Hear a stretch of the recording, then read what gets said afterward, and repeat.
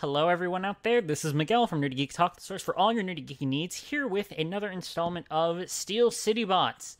We have a very meaty one today because we are recording this on July 17th, 2020, the day of the second Fan First Friday for Transformers and G.I. Joe, but we're not going to talk about G.I. Joe. There's a car, so you know whose window's open. It's Zeus! Hi, I tried to mute myself, but I couldn't get back to Skype fast enough. We also have Michael. Yeah, hello. How are you doing, Miguel? I'm doing alright. And Jared. Hello, everybody. I'm alive. Surprise, surprise. So yeah, Honestly, I haven't been on. Honestly, it may actually be a surprise. Yeah, because I haven't been on for like a month. I mean, even then, the listeners won't know that because I think everything we've recorded in the past month I haven't put out yet. So I need to do that.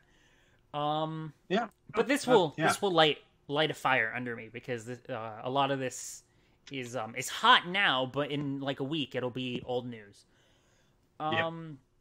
So yeah, Fan First Friday. There was a lot. There was lots of covers, and there's been a lot of stuff coming out as far as news and everything. So the way we're tackling this episode is we're gonna cover off on some kind of still breaking news from last night, go into Fan First Friday, and then look at some leaks that happened that then people were all debating whether or not they were real, and then they were kind of confirmed. So we have a lot of stuff to look forward to as far as the future, which looks pretty bright, I would say, for the Transformers brand, in comparison to the doom and gloom from one of the first episodes we recorded this year.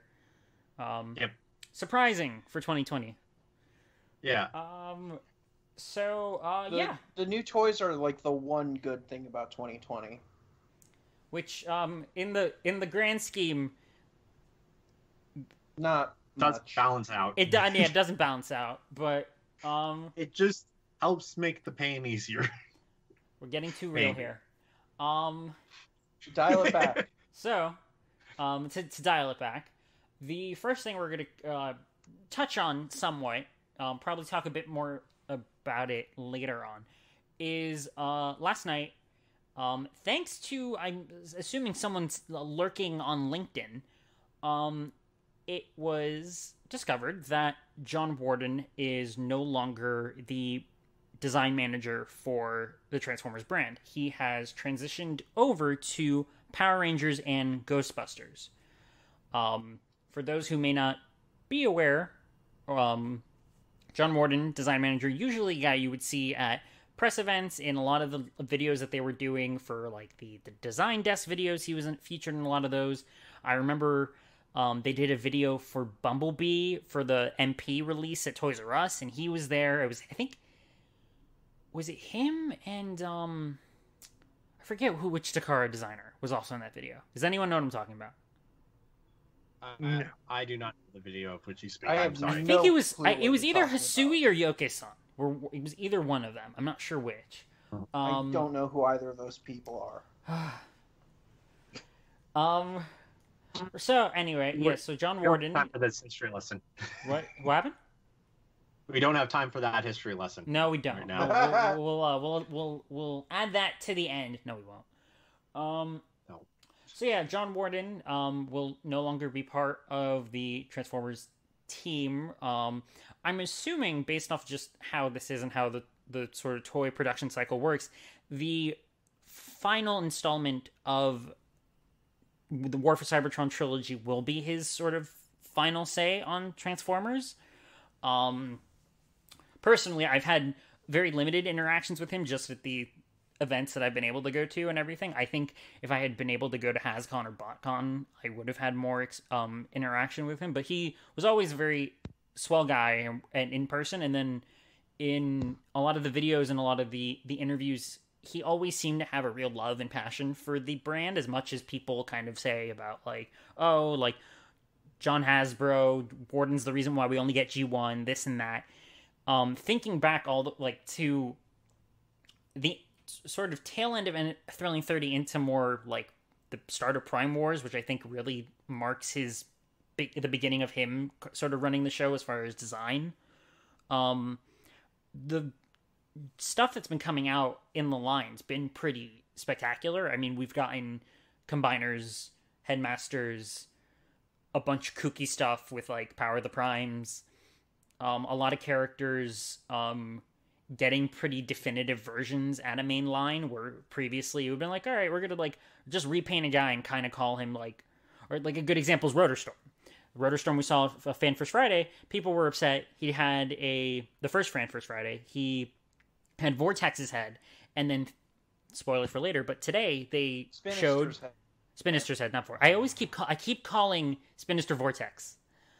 They're both the helicopters. And they both have like a similar looking face. Well, kind of. They both have a face plate and eye. Right. Wait, no. Vortex has sunglasses. Yeah. Yeah. Never mind. They both have a face plate and they're both Decepticons. I'm an expert.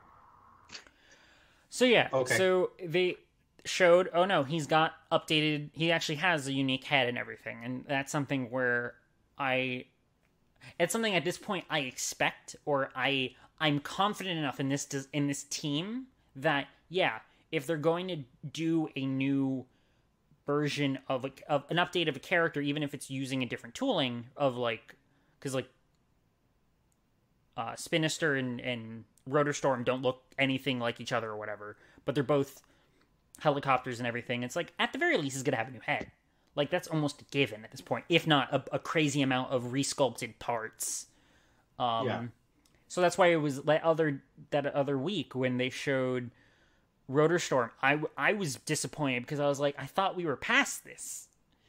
And then thankfully it's like, oh no, we are. They updated the head, they fixed it, it's fine, cool.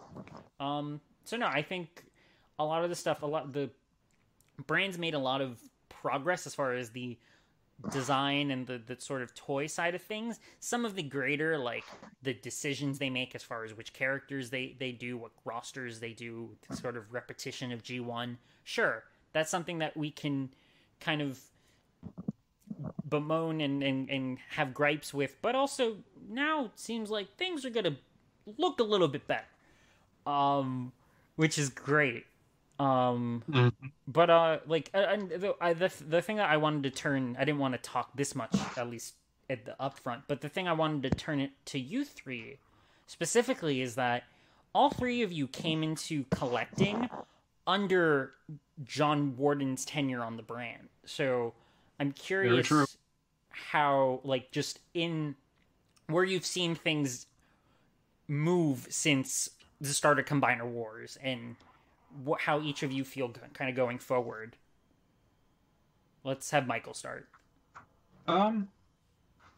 Yeah, I mean, like, I really got into collecting around Combiner Wars, but I was still actively aware of all the other collecting stuff going on, and there was did feel like there was a huge shift coming out of Thrilling 30 into Combiner Wars and whatnot.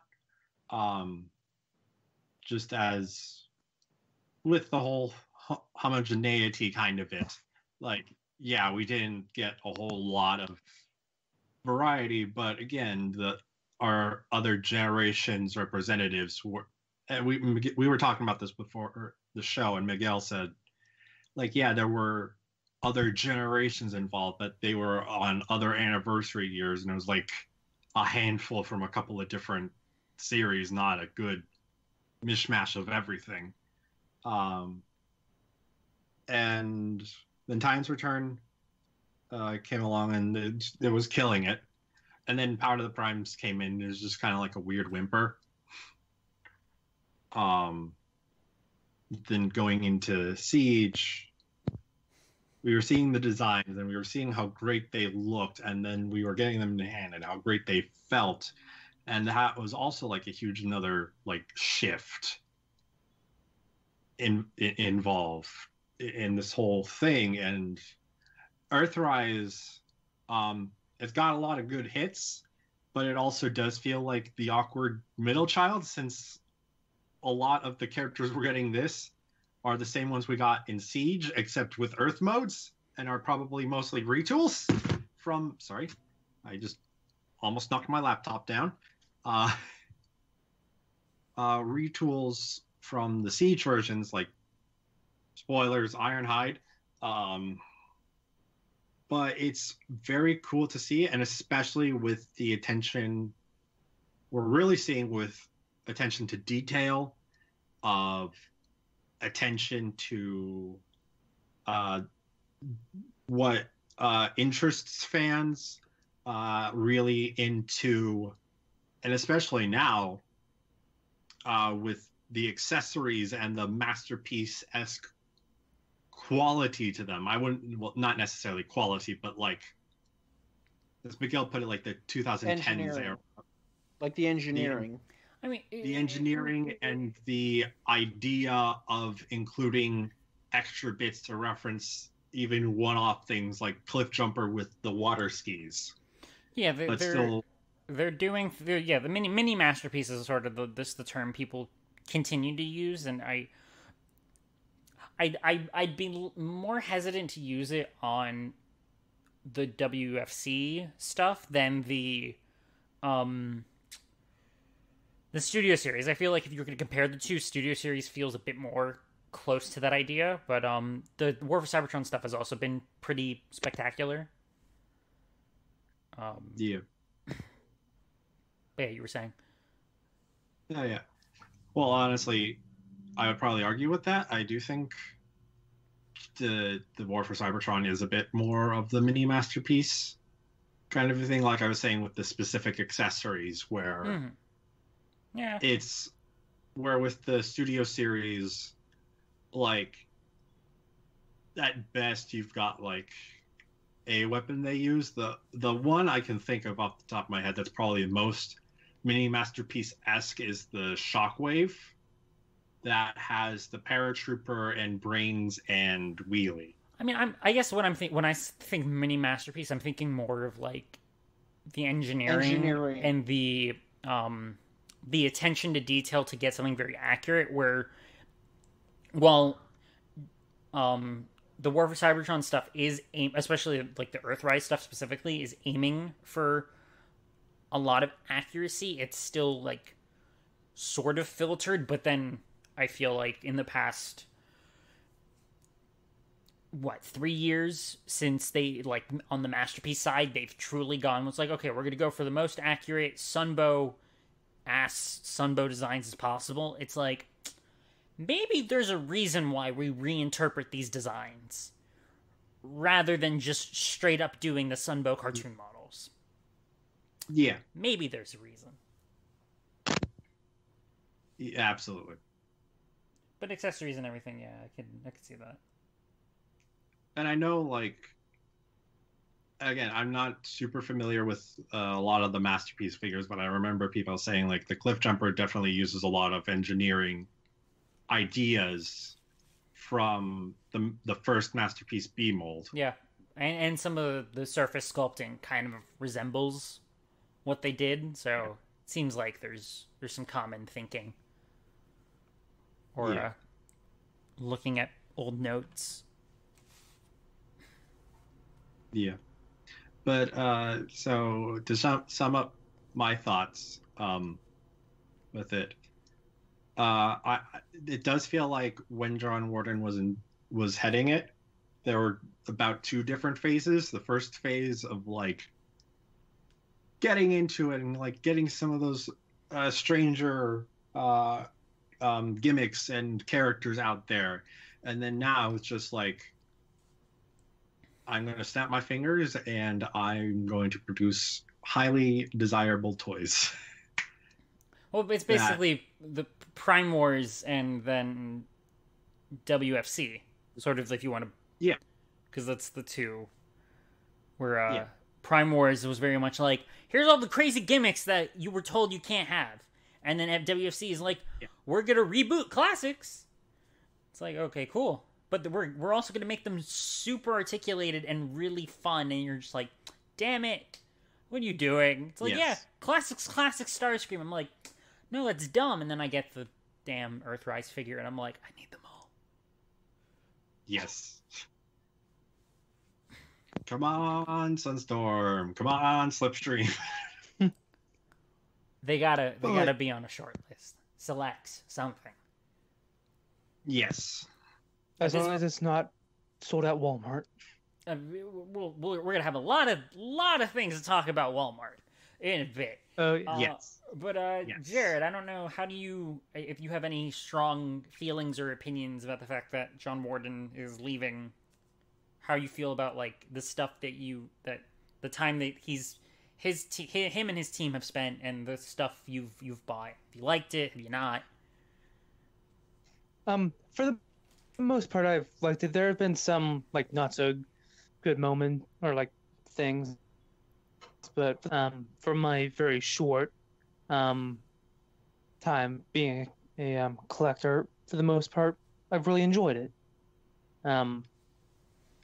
Going from because I'm like I was like buying somewhat collecting at the tail end of like Thrilling 30, and then at the beginning of the Prime Wars trilogy was whenever I started like I'm like, okay, I'm gonna try to really get into this, but at that point I didn't have a job, didn't have any way of actually like having an income so I could collect. And then right around like the Power of the Primes was whenever I was like, okay, I'm seriously gonna start like I have the ability to really collect now. Which is why I went completionist on Power of the Primes, for example. But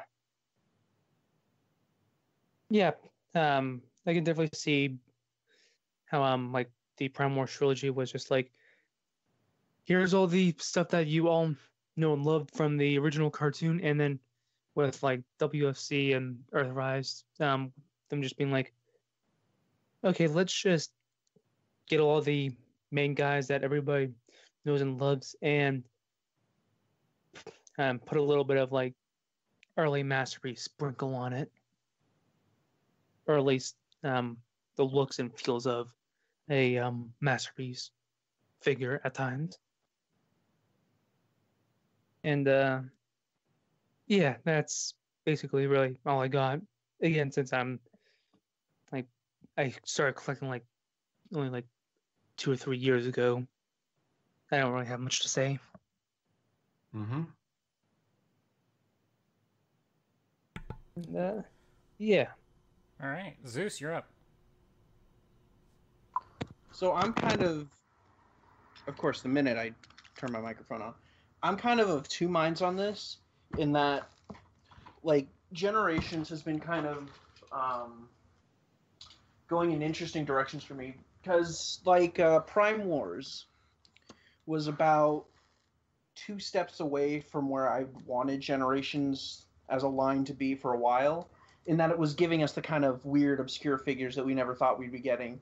And I feel like they were like super close to just going beyond G1. So that was like near what I wanted for a Generations type line. And then War for Cybertron hit, and it seemed like they weren't going to be doing that for the first 2 years because, you know, right now we're in Siege and Earthrise, and that's all still the G1 characters again. But it is, instead of being where I wanted Generations to be at, it's kind of like what I've always wanted Masterpiece to be at. Because I didn't start, like, really collecting until, obviously, like, 2016, 2017. But I'd been, like, peripherally aware of Masterpiece since even when I was a kid. Because, you know, that's what all of the reviewers were getting, because that was what they wanted to talk about and what they wanted for their collections. And I always thought it would be super cool to own some of these figures, but, like, they're just too expensive for a kid to have. Now, we've got Earthrise and Siege giving us what are essentially just, like, mass retail Masterpiece figures that, even though they're still not, like, the most easily affordable thing for kids, they're something that me as a 10-year-old, I could realistically save up and buy this Optimus Prime figure. So I like that I kind of like where it's going right now, especially in terms of like design. And I like what Warden's done for the figures, but for a while there, I was kind of disappointed with the variety of figures we were getting because it was mostly just G1, and I wanted stuff from like Beast Wars or Unicron Trilogy, stuff that doesn't regularly get updated. And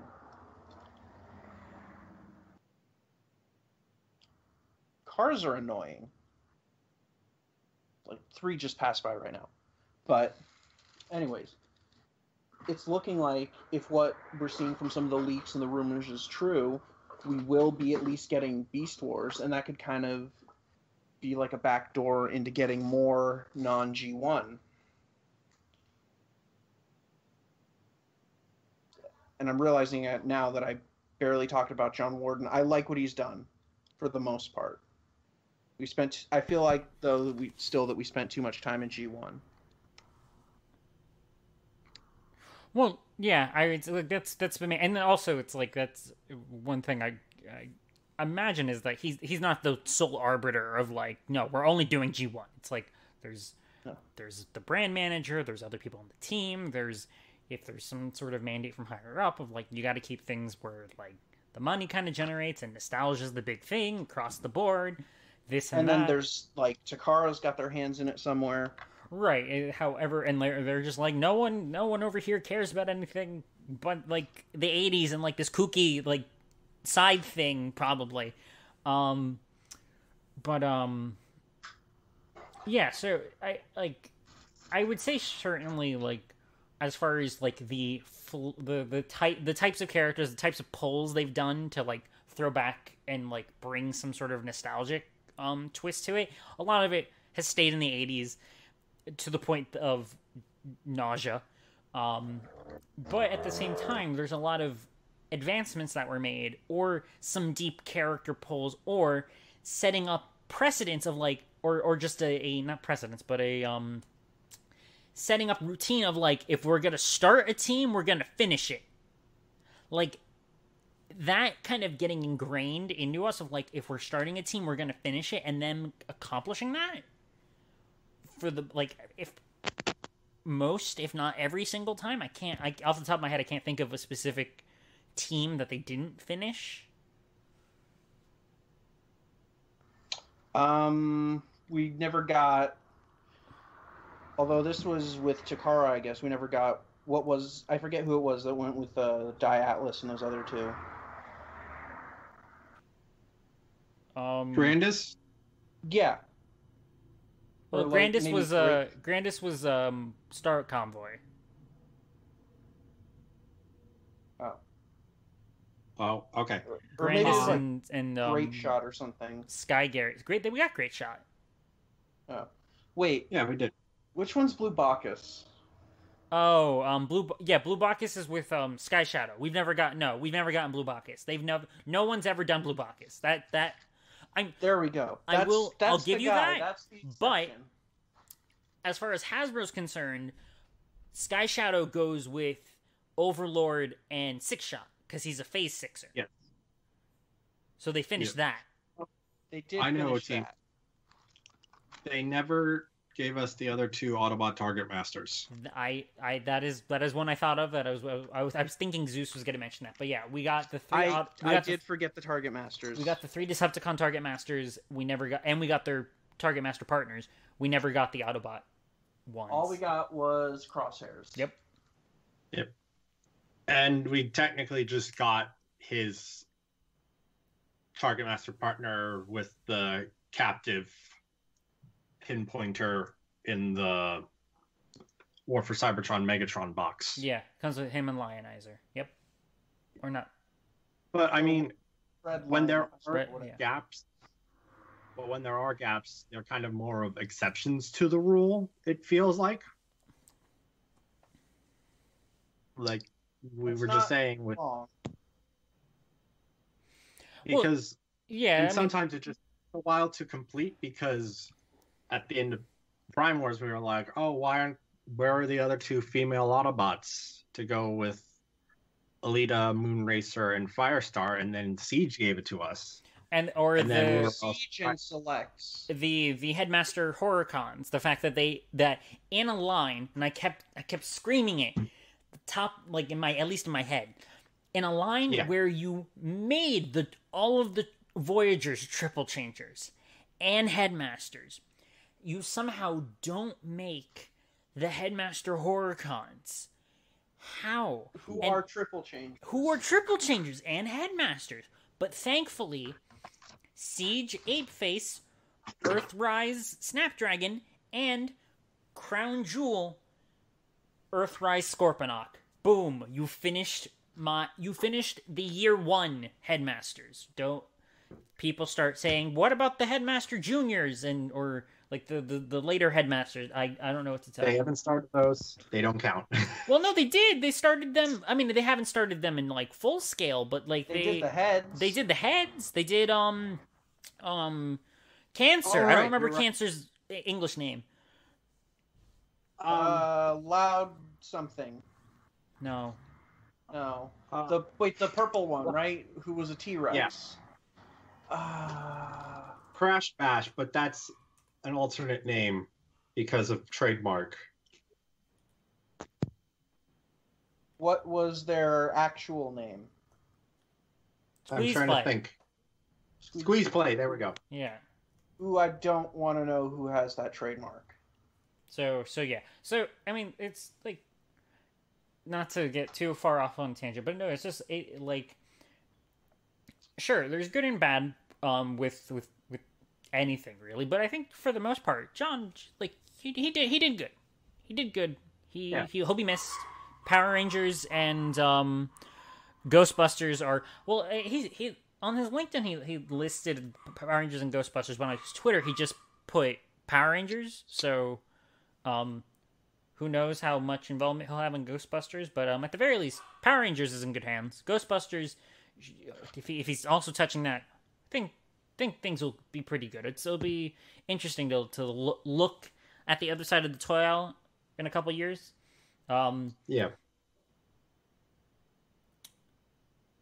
So yeah, we'll talk a little bit more. I feel we might touch a bit more on at least where do we go from here, because with the way that toy production happens and everything, it seems like we're still at least going to get some of his or his final touches on the brand in the next Year or two. Yeah. 12 and, to 18 months. But in the here and now, we have the reveals from the second Fan First Friday for Transformers, which thankfully, just like the last one, weren't completely spoiled. We did see some things early on this morning and everything that was like, oh, I guess we're like, what else are we going to see? Some things we predicted because the product was available to order before Hasbro could officially reveal, and they actually referenced it, which was pretty funny.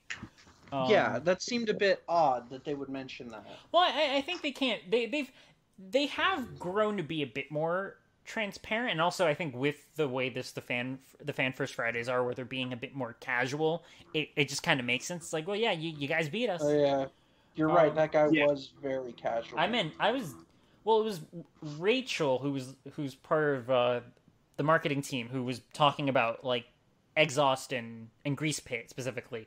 Mark, the product designer, was also casual, but in a very different and a very kind of concerning way. Yeah. Not creepy, just like what was he doing beforehand? So the first thing that they showed off, which we mentioned before, what happened? Sorry. I would say he was getting into the paints. Yeah, he was getting into the paints. That's what we'll call it. Yeah. But yeah, the first thing that they showed off, they owned up to the fact that the early renders of Rotor Storm didn't match the product copy. Everything said, oh yeah, he's got a new head. He's got an IDW-inspired head. And everyone's like, that's Spinister's noggin. What are you talking about? And they did show a picture. Rotor Storm will thankfully have a IDW-inspired head. He looks great. It's got the shades, got the mount. He looks handsome.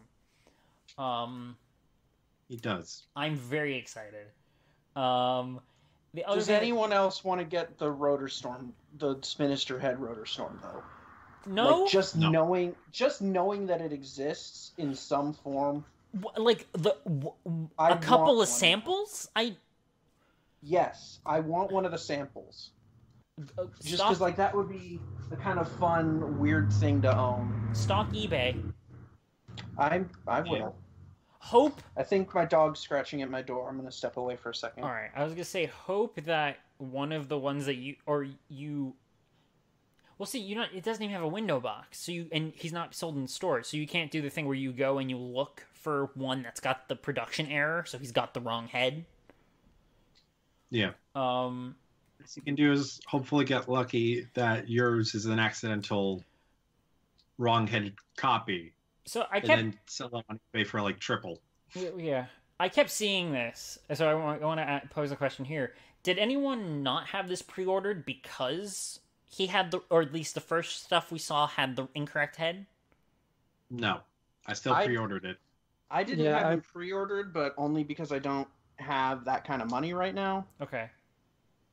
I pre-ordered mine right away, so... So, yeah. Is anyone going to cancel their pre-order because he's got the correct head now? No. No. Okay, I'm just seeing. I'm just asking. No, understood. I don't have a pre-order, but I'm gonna say yes, just to be the contrarian. Okay. Thank you, Zeus. You're welcome. We can always count on you.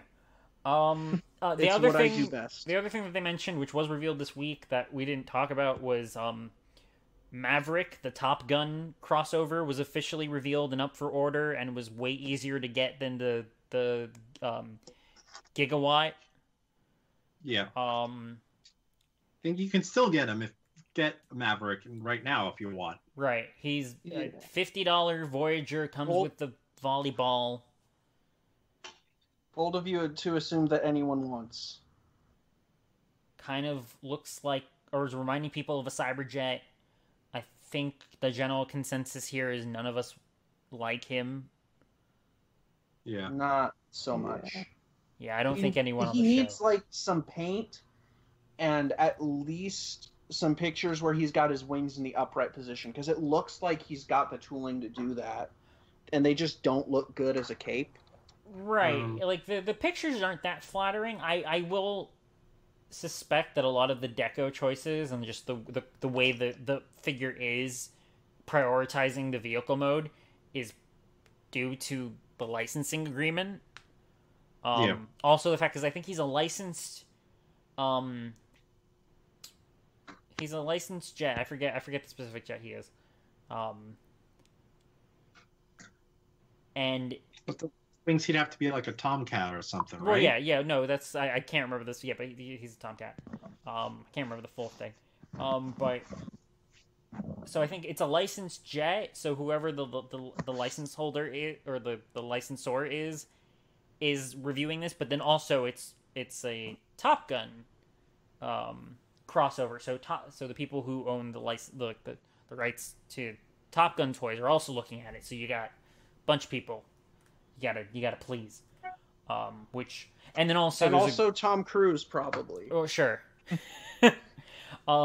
This also could very easily be something that Takara had no involvement in, which then really drives home why it doesn't look good, or why it looks like a Star Wars crossover, which is what a lot of people were saying. That it does. Other things that they showed off is that they're doing a Siege shirt. It's the art from the packaging of Siege on a shirt. I'd wear it.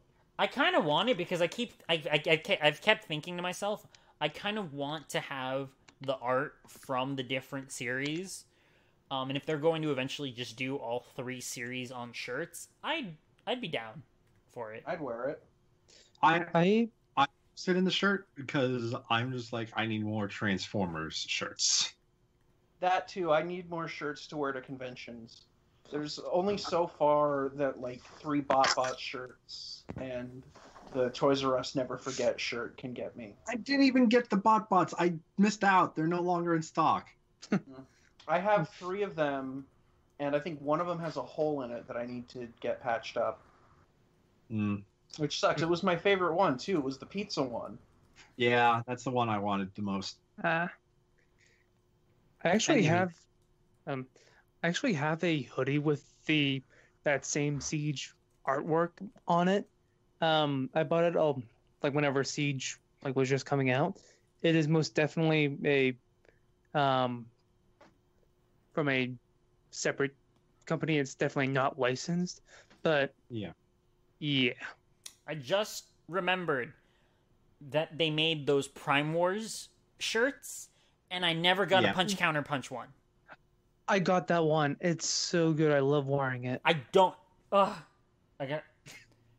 Let's hope I'm eBay. gonna find that Let's shirt. hope actually. eBay has one that has not been used. That's. Eh. I'm not. That's not. You'll Even if find it one says- in 3 years in a Goodwill, Yeah. That's where I'll find one. Even But but not for to be 3 honest, years. But anyway, we're losing track. Different trilogies and everything. Yes. So yeah, they showed, and then we went into, because I'm going through the same order of the presentation. Yeah, the Netflix figures. So they showed off Wave 1, and they're like, oh yeah, Wave 1, it's in Walmart stores now. Yay, hooray. Here's Wave 2, and then they showed off Wave 2, which includes Alita 1, who is a retool and redeco of Earthrise RC.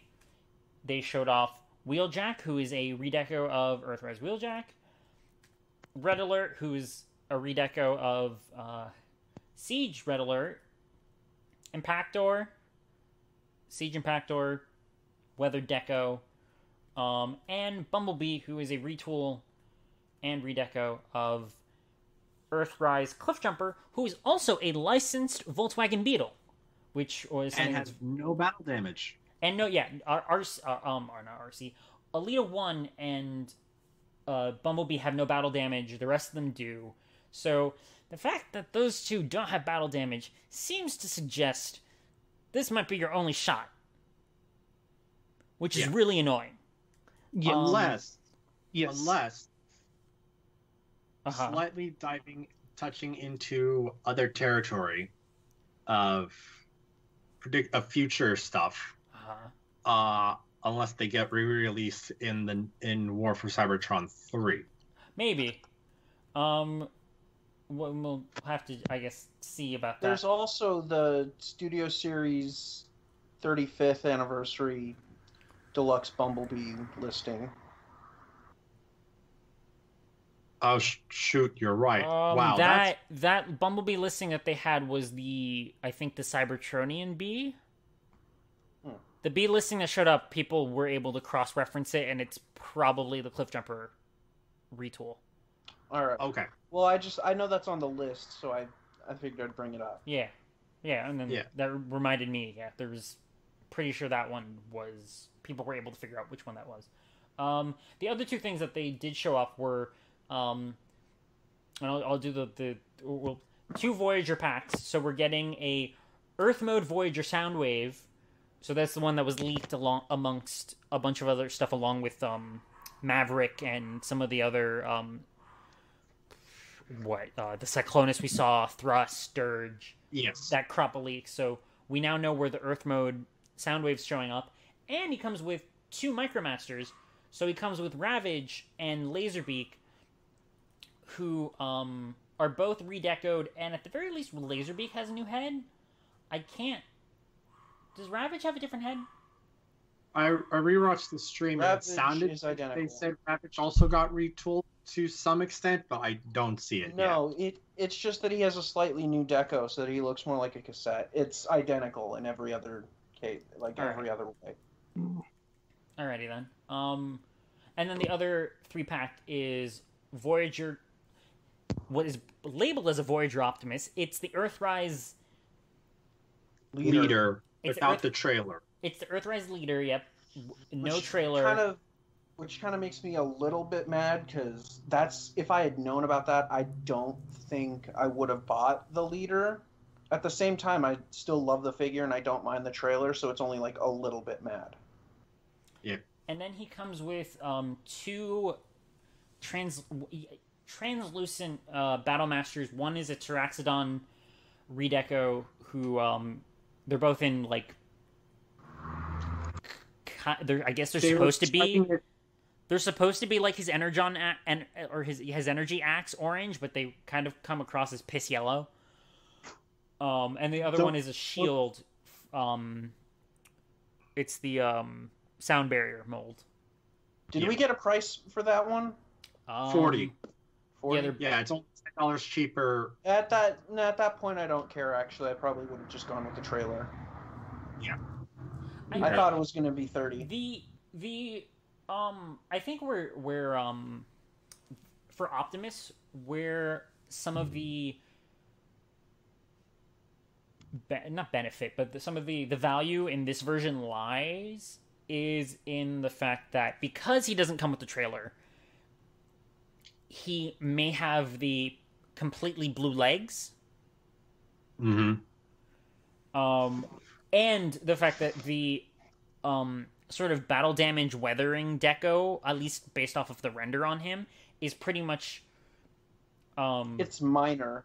It's There's like a little bit on the bumper and the the smokestacks. And if you want to count it, it looked like the windshield's rather tinted or just kind of dingy.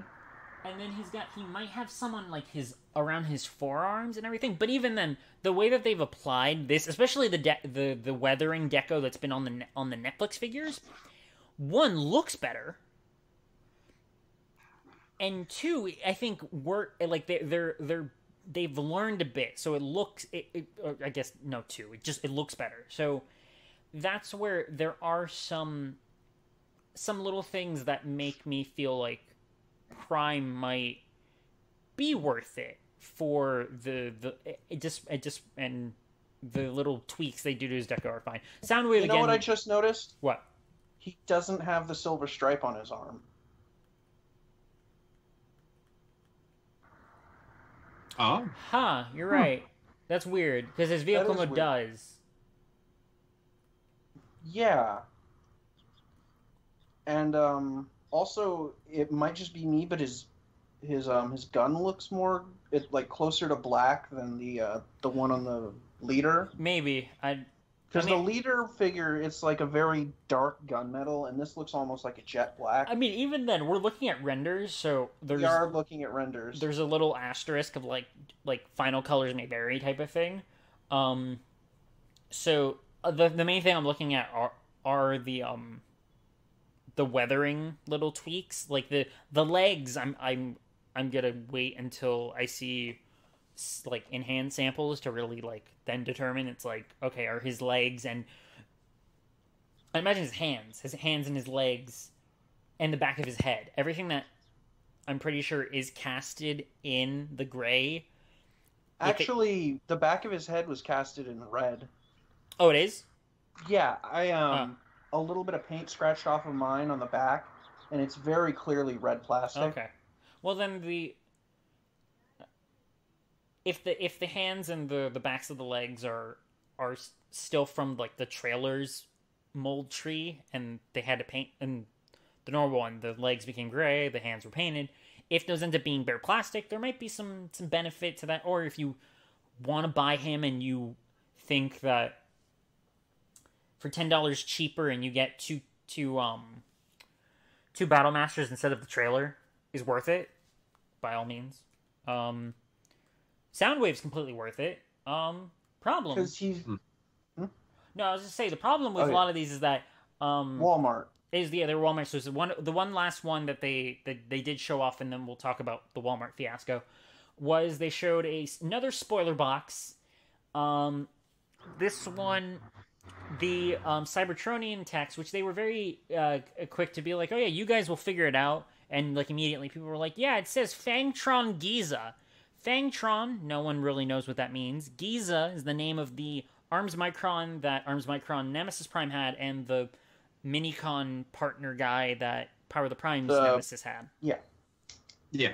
So it's very much does seem like there's going to be a Nemesis Prime, because the other thing was in the copy it said that he transforms in what was it, 34 steps? 34 steps, but And I looked at all the I mostly just went off of like the backs of the boxes. The closest that any leader Siege through Earthrise that we've had so far is the Earthrise Prime with 35, and I'm thinking that 35th step might just be like hooking it up to the trailer. But the problem with that is that the copy also mentions armor piece accessories. That too. I was like just about to bring that up. So that's where also the one of the things I did notice was that the top of the box is a Decepticon symbol on it. Yeah. So at the very least, it's going to be a Decepticon. If we're going off of that. Yeah, Nemesis Prime sometimes is branded as a Decepticon, though, right? Right. Like, usually he has the Decepticon symbols, even if he's not technically a Decepticon. Yeah, but like the more I'm just seeing stuff, and the fact that he's got armor pieces, it then, or it's labeled as armor. My brain it could very goes much to, just be like the shield. Yeah. I think it might. It could be the Galaxy upgrade as a Nemesis Prime, which would be fantastic. Would be absolutely incredible.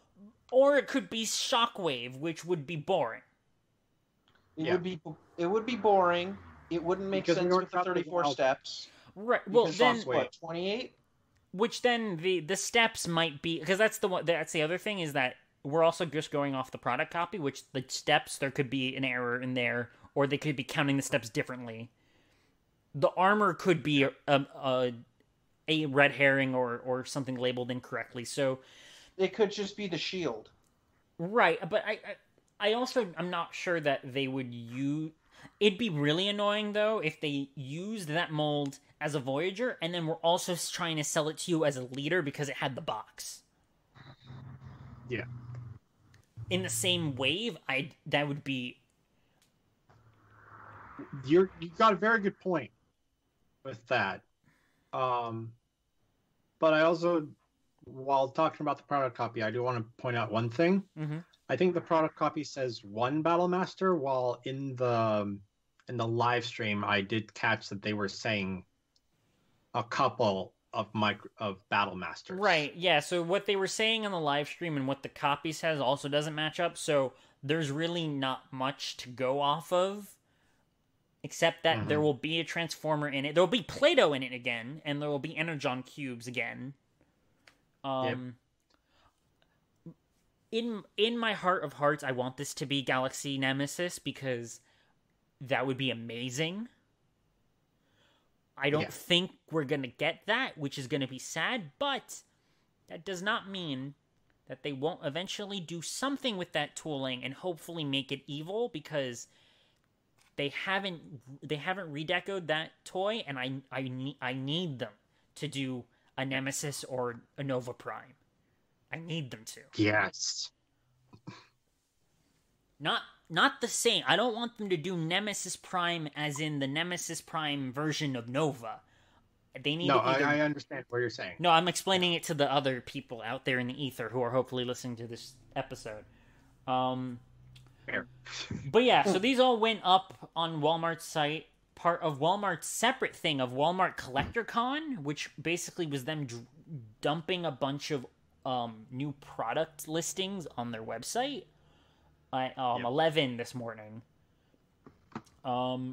which kind of ended up being a fiasco because the pages went live. None of them had the correct names or any images, and within minutes, Soundwave sold out. Yep. And Bumblebee. Bumblebee didn't sell out that quickly. I was still able to get him 2 hours later. Okay. Well, at this point, Bumblebee sold out. Oh, yes. Agreed. Yeah, definitely. Yeah, I checked. Bumblebee... Okay, so Bumblebee lasted then. I thought Bumblebee also went. No.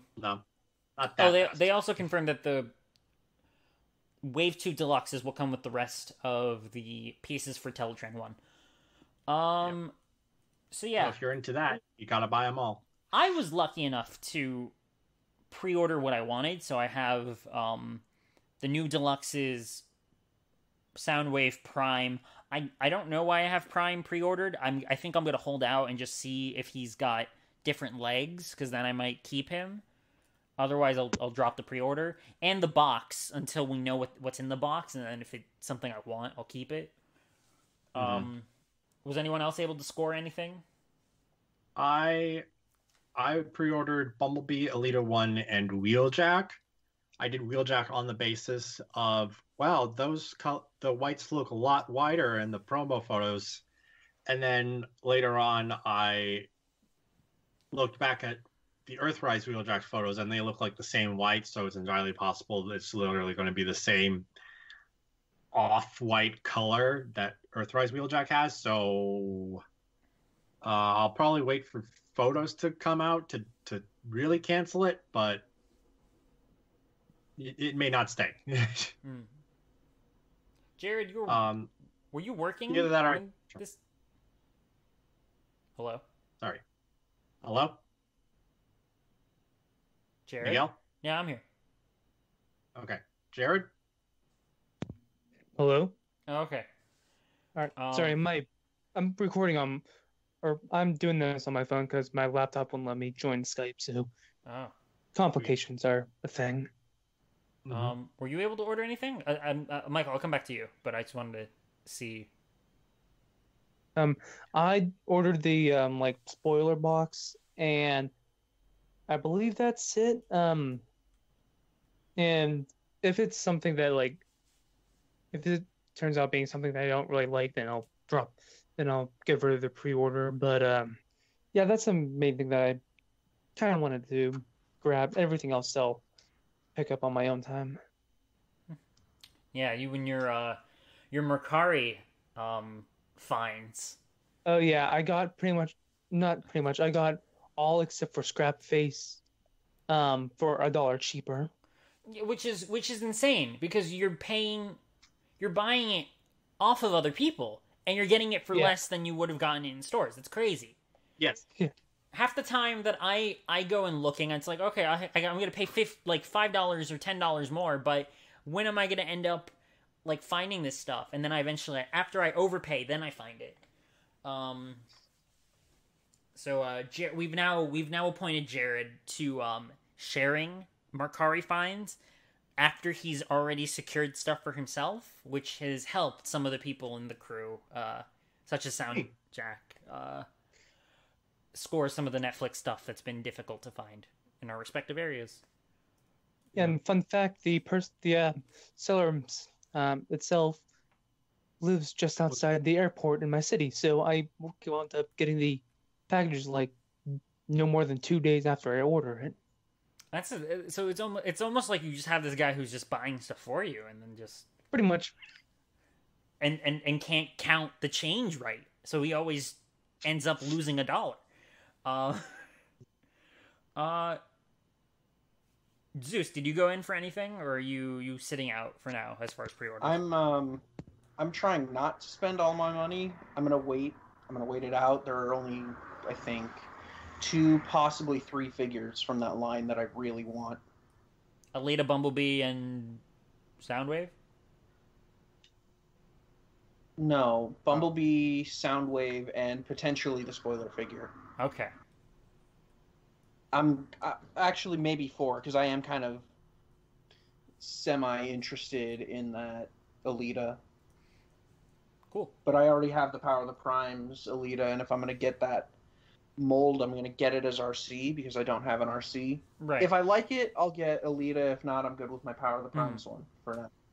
And the thing I just want to end or mention is that for people who are feeling a little bit anxious out there about grabbing these Netflix figures, if Wave 2 follows in the footsteps of Wave 1 as far as Takara's release, there'll be retail figures. So any of the usual import places that sell Transformers, like Hobbylink Japan, Amazon Japan, AmiAmi, Hobby Search, stuff like your local import shop might end up getting these. So especially if these just turn out to be very difficult to find. At the same time, at least in my area, the Netflix figures have been in pretty healthy quantity at the time, and specifically in the times that I've gone out, which haven't been that much. So it might not be that much doom and gloom, or even the fact that I pre-ordered the Wave 1 figures, and my pre-orders were never fulfilled. They kept getting pushed back, and eventually I just found everything that I wanted. So, there's that. So then they moved along to reveal the Selects stuff that we've already seen. All 3 of these. So, which was a little disappointing because they made it sound like the 3rd one was going to be one we didn't see, but we saw it in a leak. Right, yeah. Which I think the only differentiator was the fact that for the first 2, Grease Pit and Exhaust, they got so far as to people had them in hand, and they were packaged not even samples. They were packaged, I guess they were early, they were ready to go. They were ready to go. It makes me feel more like they were a more legitimate distribution of them that was out versus Hubcap, who no one has except for if they have a stolen sample, most likely. Which has incorrect weapon accessories. Right. Parts of the bazooka are from Brunt. Pieces. Yes.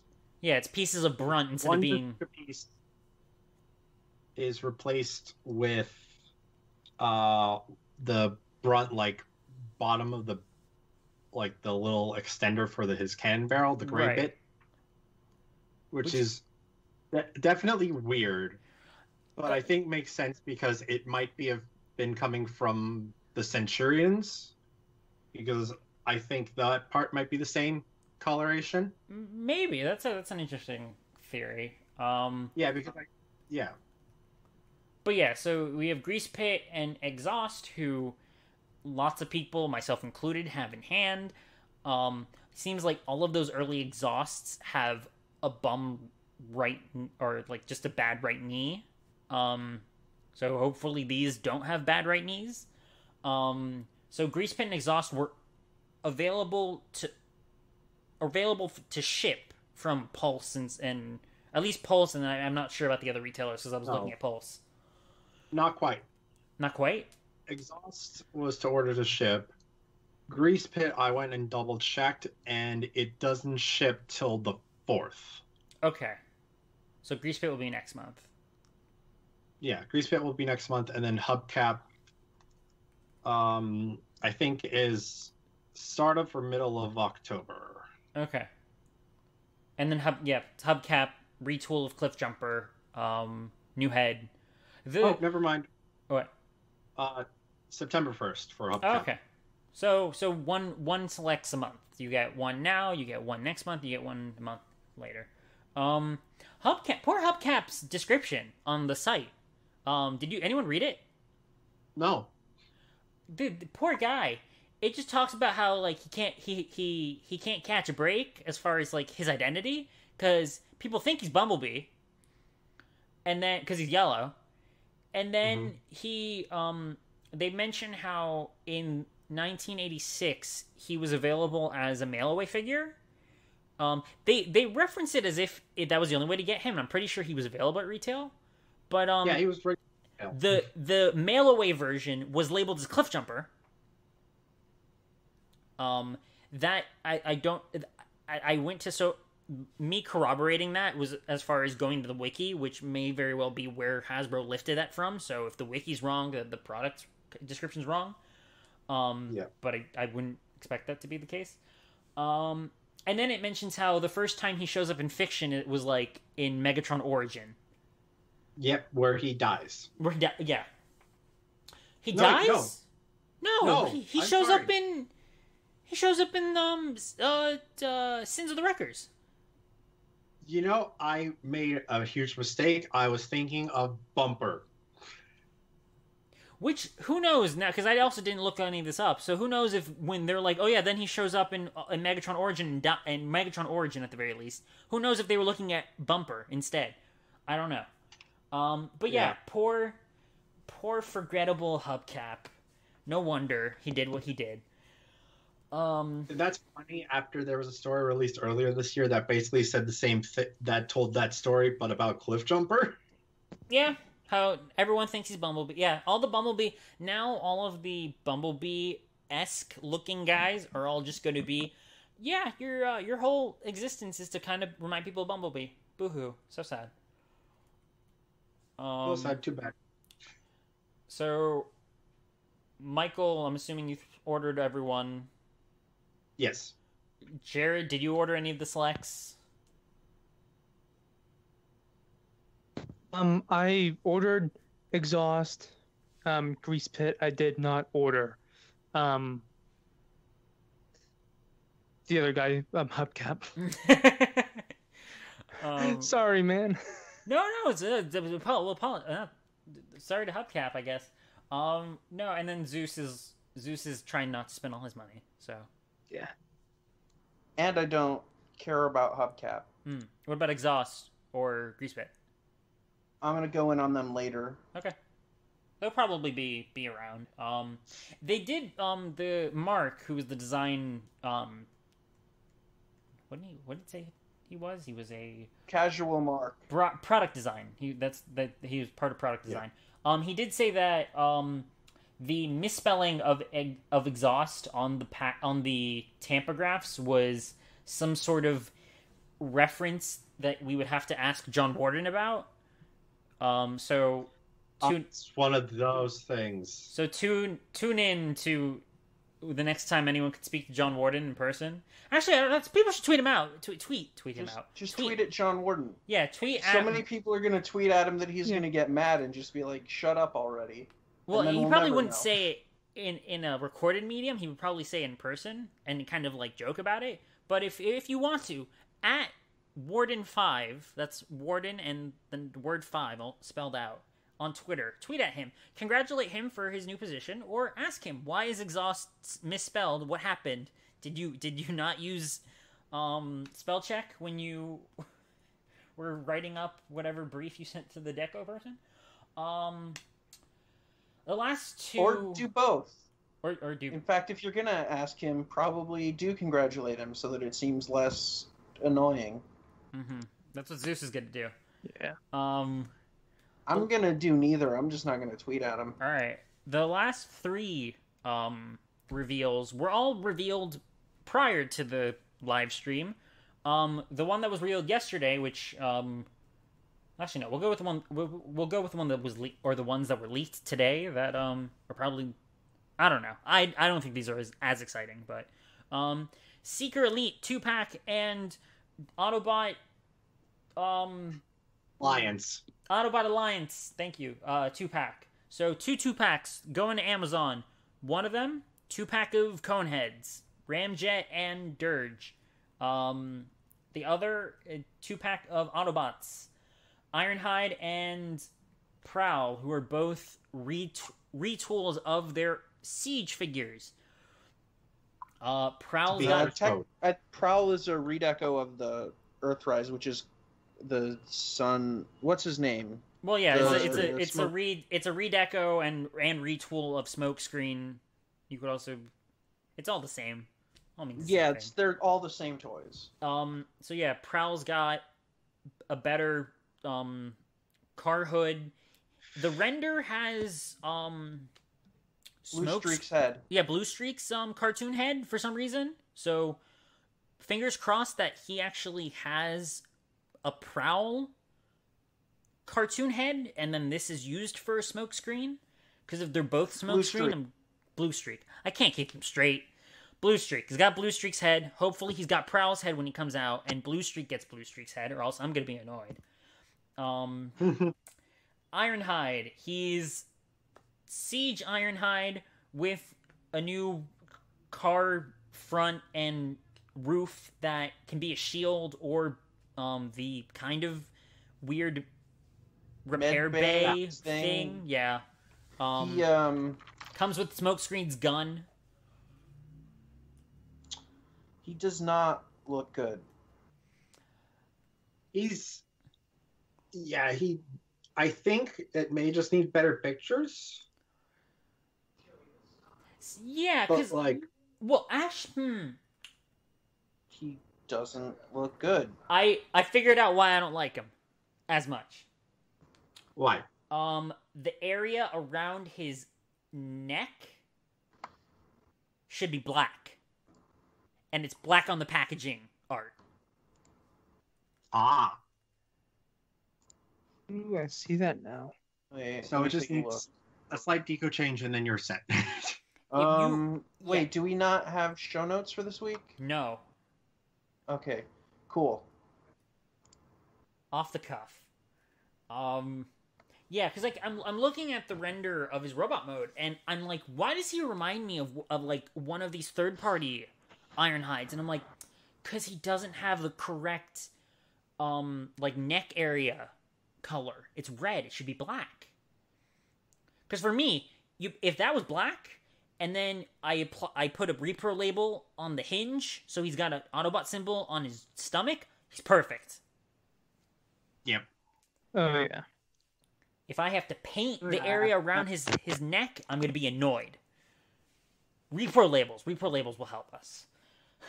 Yes. He just also looks like kind of round and not in good places. Yeah, they rounded him out in like for all of the new car parts, but then his legs are Still very boxy. They're straight up the Siege legs. So that's where there's like the different aesthetics are fighting. Yeah.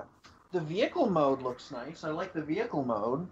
But the robot mode, just it's a round body with very boxy limbs and the kind of Spartan helmet head, and I don't think it works. To be fair, that is Ironhide's original design. So that also, like, in the end, it's like, oh, it's accurate to the Generation 1 cartoon. Ironhide is a case where maybe that's not such a good thing. I personally love it, because I have that opening scene where he yells at Optimus Prime, and it's just like, when are we going to start busting Deceptichops? That whole scene's ingrained in my brain. So I've wanted a, like, Van Ironhide for forever, and I had the Masterpiece at one point, but then Masterpiece and I broke up. I'm so sorry to hear that. It's alright. I'll live. I've been living. Was it mutual? I won't talk about it on air.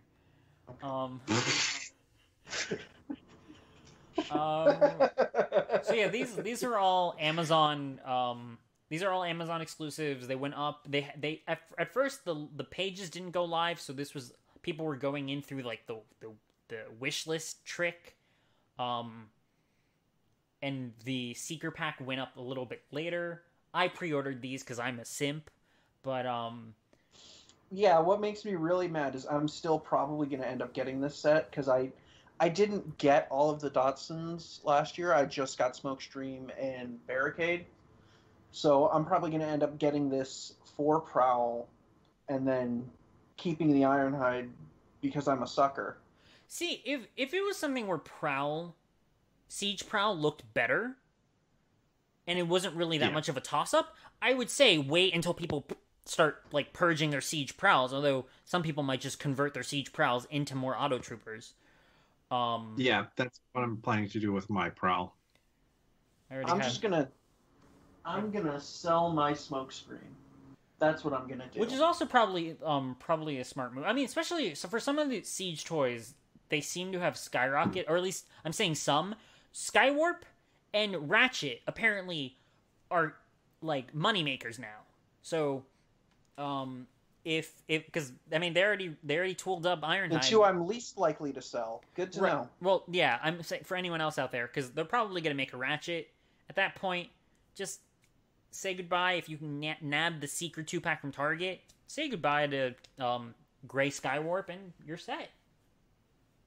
Yeah. Now, I would do that if it weren't for the fact that I have all my Tetrajets displayed all in Tetrajet mode on my one shelf, and it looks amazing. See, no, that is the same. Like if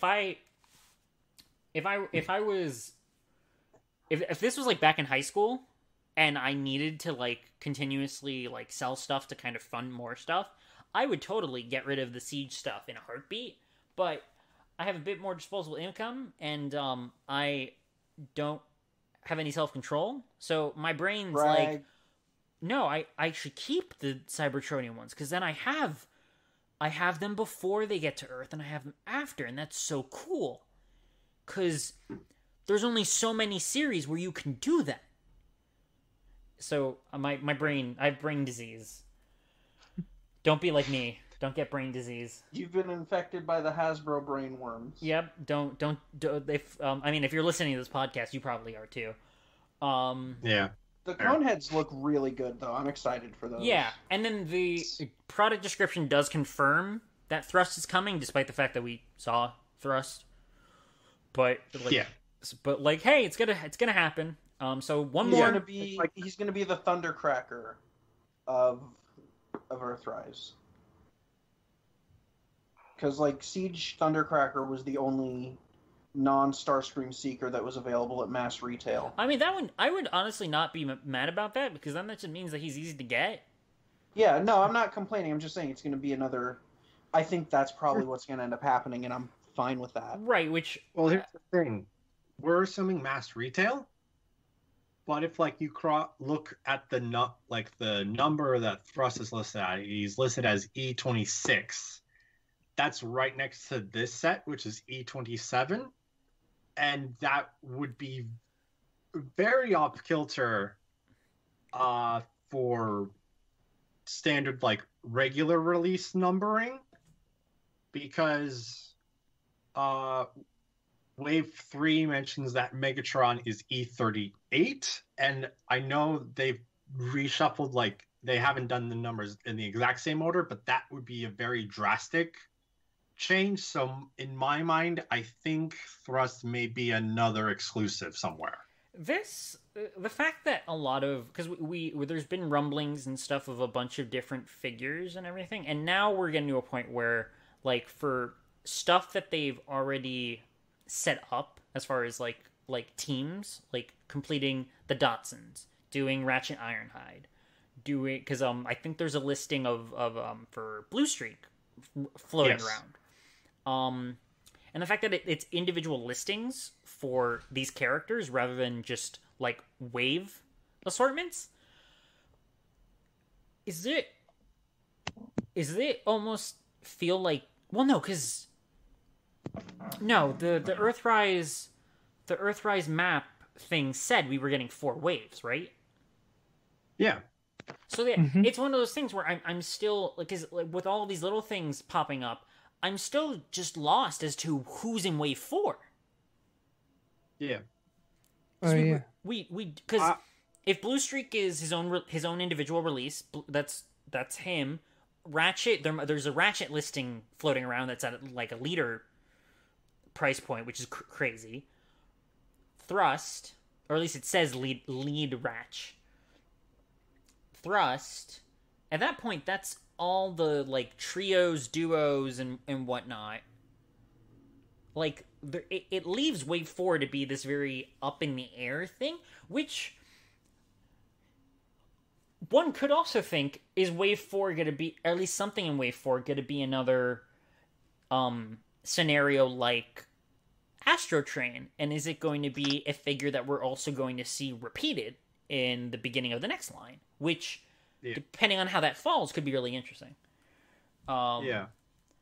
Here, looking at other figures, just to try to get an idea of what's up, we do have that Voyager Cyclonus that has not been mentioned, nor anywhere else, nor confirmed in the War for Cybertron 3, where we've seen other 86 movie bots already confirmed in that line as well. So that may be part of the Wave 4. It'd be nuts if Wave 4 was basically just here's a preview for 2021. It's half WFC 3 and half Studio Series 86. That'd be crazy. Yeah. And also, a very valid possibility is Runabout. Oh, yeah. No, yeah, Runabout. They'd have, yeah, if they don't do Runabout, people are gonna be mad.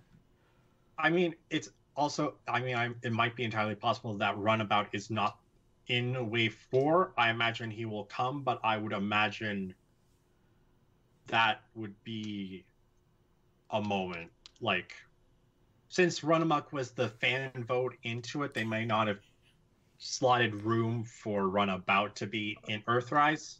I just realized, I'm sorry, but I just realized we're gonna get a Slex version of this Bumblebee in white, probably with tribal tattoos.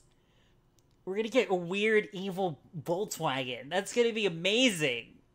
Yes. I just like I've kind of been like drifting in and out here. Did anyone mention that Galvatron that's kind of rumored right now? No, we haven't. That's way far. That's way further than. Okay.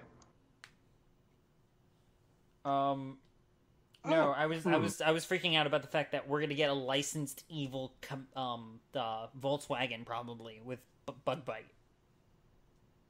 That's gonna be incredible. Okay. Yes, the Bug Bite is really cool. I'm very curious because I'm looking at notes that I've just been taking. At some point there was talk of Generation Selects number 20. That would be Minerva. So if that's a thing, I wonder if Wave 4 could feature Nightbeat. That'd be neat. I hope he's a headmaster. Yeah, because I mean, we will still have Snapdragon. Yeah. In this year for headmaster. Granted, it seems him and Apeface were holdovers from Titan's Return to an extent. I mean, but even then, like having more Titan Master tooling, there's interactivity with Scorponok and everything. Yes. Because since it does seem like we're not going to get 5 waves with Earthrise like we did for Siege, that maybe it'd be better to anticipate Wave 4 looking like Siege Wave 5 did, with because they had Rotorstorm. I mean, I'm not Rotorstorm, Spinister, and who was a completely new mold, but clearly already had a plan for a retool. And based off of how good Rotorstorm looks, yes, I would say that was already ready. Imagine if when they revealed or they let us mess with Spinister back at NYCC, if like one of us opened a box and it was just like, oh, wait, this has Rotorstorm's head. It'd be like, oh, no, take that back. No. Yep. Yep. That's great. But yeah, so it may be like one brand new mold and then one like easy repaint for the Voyager, for the Deluxes, another Voyager, and then some form of a leader that may crossover between Earthrise and WFC 3. All right. No, that'd be interesting. That'd be really interesting. So, the one last thing that they did show, which isn't available to order yet, seems like it'll be available, and whether that's to pre-order or just straight up buy, is it was revealed thanks to comicbook.com yesterday, the Quintesson Judgment 5-pack, including a Quintesson Judge, a Sharkticon, a Quintesson Prosecutor, a Quintesson Bailiff, and Kranix from the planet Lithon, the last survivor of the of Lithon. So this mock justice, right? Rachel and Mark were kind enough to reenact that scene where Kranix dies. So the Sharkticon that's what you want to call it. Yeah. The Sharkticon is a redeco of Na from Titan's Return. They said it was inspired by Fluoro Dairy concept art, It's got like more muted colors, kind of metallic, interesting. Yeah. The prosecutor is a little like PVC figure. Its head can move, I believe, and then it's on a blast effect, Yes. like hover piece. The Quintesson Judge is a redeco of the Judge. It's coming out in wave 3? 2? It's the one of the next waves. It's kind of trying to be more animation colors, I guess. Yeah. And then the Bailiff is probably the best thing. The Bailiff looks so good. The Bailiff is a retool of the Alicon mold with a new head and I think it has new shoulder spikes, right? I think. Yeah, I think so. And a new weapon. To look like the bailiffs who were in the show. Unfortunately, the colors seem to be based off of a fan like recolor that's like one of the top searches when you Google Quintesson Bailiff. So it should look more like the Alicons, but it's more brown, which I guess differentiates the two. And then Kranix, who is he's a slug figure. They didn't talk if Kranix scales with the other slugs who are supposed to go with Unicron. It'd be kind of cool if he did, but he it does. Looks like it's bigger. Huh? It certainly looks like it's bigger. No, it does. So I wouldn't think that. I wouldn't imagine that it would scale well.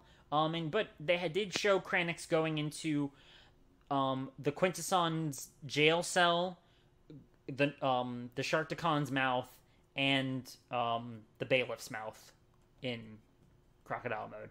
So poor Kranix. You know what? What? You know what? What?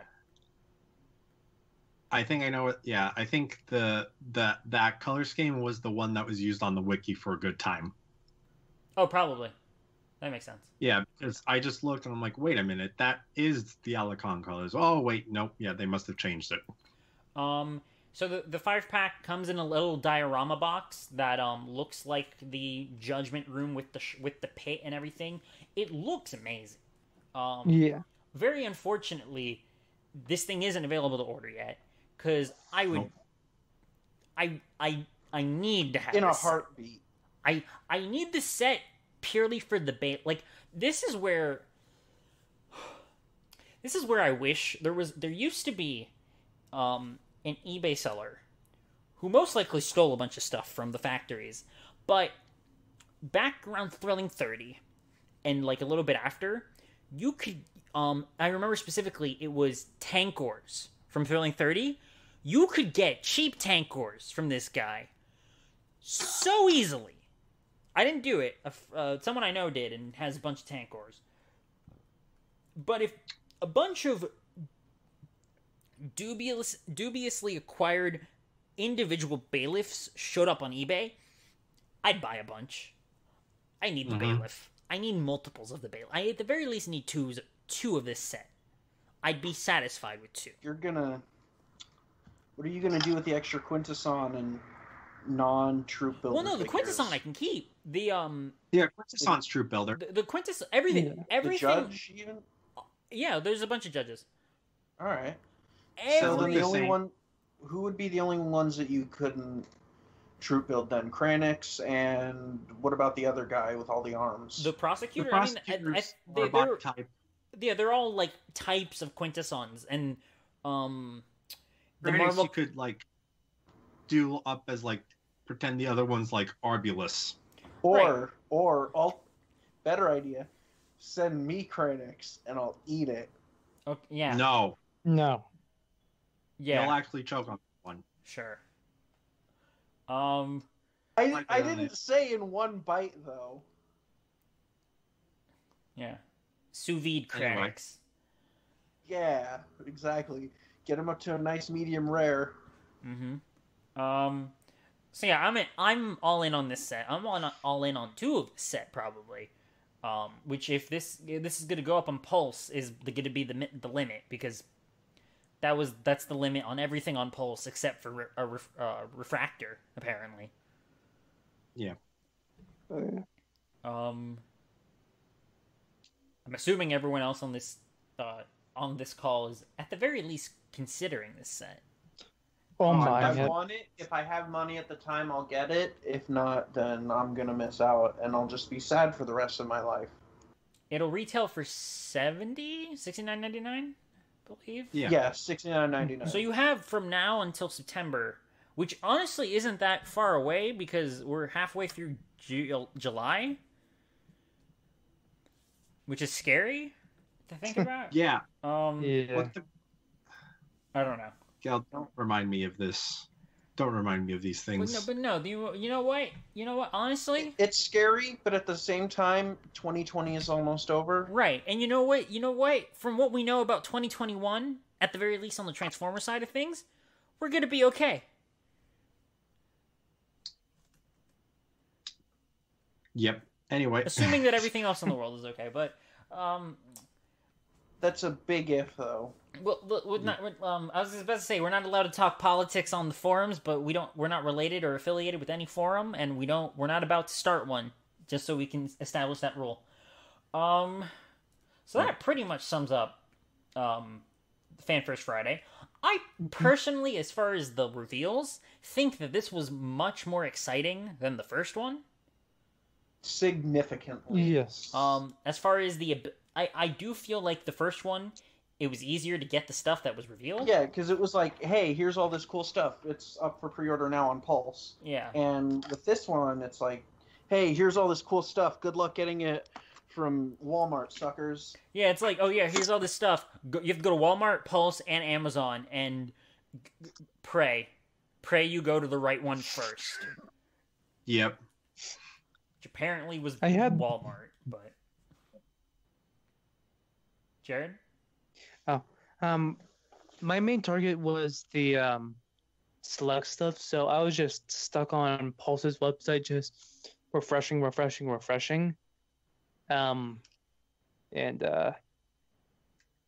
it's one of those things where you have to have like 3 tabs open, one on each site, and just keep refreshing everything. And again, just pray. That's what I did, and then separately, I had another computer because I was working. So I had my work computer listening to a conference call while I had the other computer to quickly order everything and then focus more on work because that's what you're supposed to do in conference calls, focus and pay attention.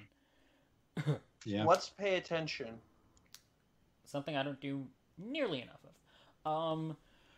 But anyway, I mean, that's pretty much it for the reveals for today.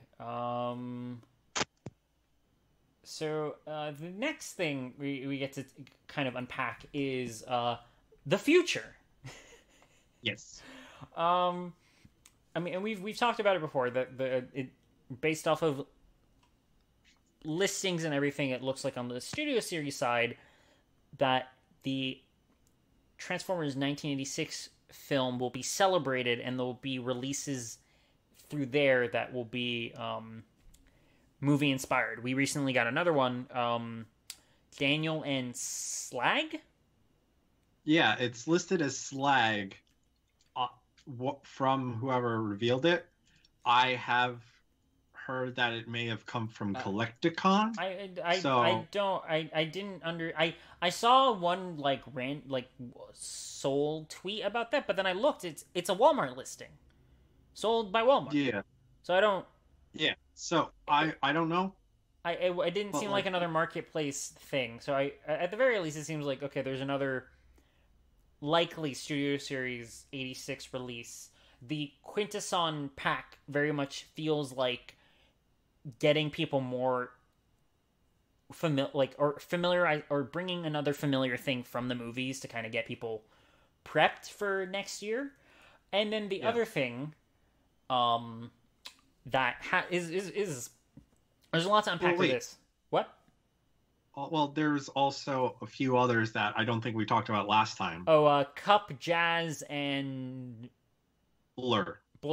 So more studios. Jazz could technically be movies, but he got toys of all of his appearances unless they literally give us Well, you movie say one Jazz. all of his appearances. They gave us one two. Jazz. So unless they could do either dead Jazz or They gave us one Jazz, but I want two. yeah, it's like wow. So yeah, they could do Jazz, or they could do Jazz again, because the Jazz they did isn't 100% accurate. His arms are wrong. His arms are wrong. Yeah. He's got that backpack, which I'm hoping could be redone, but probably can't. It's probably a Jazz that looks closer to a Porsche and who doesn't turn into an arm. Yeah. But Cup and Blur would definitely be of the 86 side. Yeah. I mean, like, cool, but at the same time, I'm just like, I got a Cup and a Blur that look pretty spot on. Sure, they're headmasters, but, like, I guess that's unacceptable. They can't be headmasters, you're otherwise right. they're not. You're right. What was I thinking? It can't be headmasters. It's unacceptable. I'm just gonna throw them out. Yes, throw out those absolute garbage toys. Yep, I'm gonna throw out my Legends Target Master Blur and Cup. It's a Target. Blur's a Target Master because I have Double Cross. Other one. Okay, quickly unrelated. What if Wave 4 actually features Needle Nose? Ooh. Because that's Sinister was in the poll. It would be if at the end of War for Cybertron, the end of John Warden's tenure, if Needle Nose doesn't come out, I need the end of War for Cybertron at the very least, of the recent fan polls, I need it to end with I need Needle Nose and Trax. I need Needle Nose and Trax. Wave 4 needs to have Needle Nose and Trax. Yes. That'd be so It's going to be funny. one or the other, and then we're going to get whichever one we don't get in Earthrise and Kingdom. No, we need all of them. And we also need Trax so as we can get Road Rage.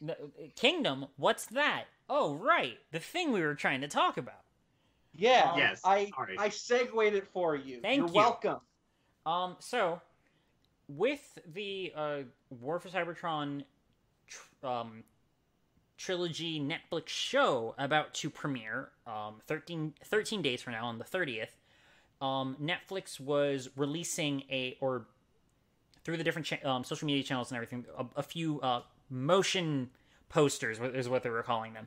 And all of these promotional images had in the background Cybertronian letters. People were quick to be like, oh, Cybertronian, we got to decode that, figure out what it is. People figured out all the letters, and putting it together, it spelled the word Kingdom. So everyone was like, what is this? People were quick to jump and be like, no, this has to be the third series in War for Cybertron, And it also has to be Beast Wars. Well, no, people didn't jump to that quick yet. Verno on TFW and Allspark did, which at first seemed like he was going nuts. Insane. Until separately, someone who had apparently seen a presentation about what is going to come out next year did say, no, Kingdom is the next line, and yes, it is Beast Wars, and then started drip feeding a variety of, at the time, crazy speculation as to what was coming out next year. And then, yesterday, a day prior to, was it yesterday or the day before? It was yesterday. It was yesterday. Yesterday. A image showed up on the internet of what appears to be the next illustration for WFC, which says Kingdom, War for Cybertron trilogy, and shows Optimus and Bumblebee surrounded by a bunch of animals who happen to be the same animals that the Maximals turn into, and above them are the Ark, the Golden Disc, the Predacons, and a half-head portrait thing of Megatron and G1 Megatron and Galvatron. And also Rhinox is up there. And Rhino, well, yeah, the full Tigatron, Air Razor, what might be RC, Bumblebee, Optimus Primal, Cheetor, Rat Trap, Rhinox, Dinobot, Scorponok, Beast Megatron, Pterosaur, the Ark, the Nemesis, Galvatron, the Golden Disc. G1 Megatron. Yeah, G1. It's mind blowing, and then a variety of things happened today where it was confirmed that yes, Kingdom. You decoded it. Kingdom is the third part of the trilogy, and then in his farewell tweet to the Transformers fandom, essentially, John Warden wanted to set the record straight. He loves Beast Wars, and then he tweeted out a bunch of emojis of animals. He messed up though. He put a hippo instead of a rhino. But is there a rhino though? I don't know. But yeah. So it seems like we're getting Beast Wars next year. Which then, if it's Beast Wars, and I guess, or at least from this, it seems okay. It's going to be Beast Wars, and then probably a mix of G1. So it's like, oh yeah, putting Beast Wars in G1, and then taking Studio Series and putting another half of G1. You stick with the full roster of a G1 line. You kind of pad out, or at least maybe lengthen how far Studio Series will go in the future. And then Beast Wars, the showcast isn't that big. So if you're going to limit to showcast, makes sense. You got to fill out the line, and most people probably want characters from the toy line or from the Japanese series or from the later seasons. But the unthinkable, John Warden goes out with a bang by bringing us a Beast Wars line. I'm freaking out. I'm so excited. So I've been, for like, what feels like a couple years now, I've been talking about how I was kind of feeling that Generations as a line was starting to stagnate and repeat itself a lot, and it just wasn't interesting anymore.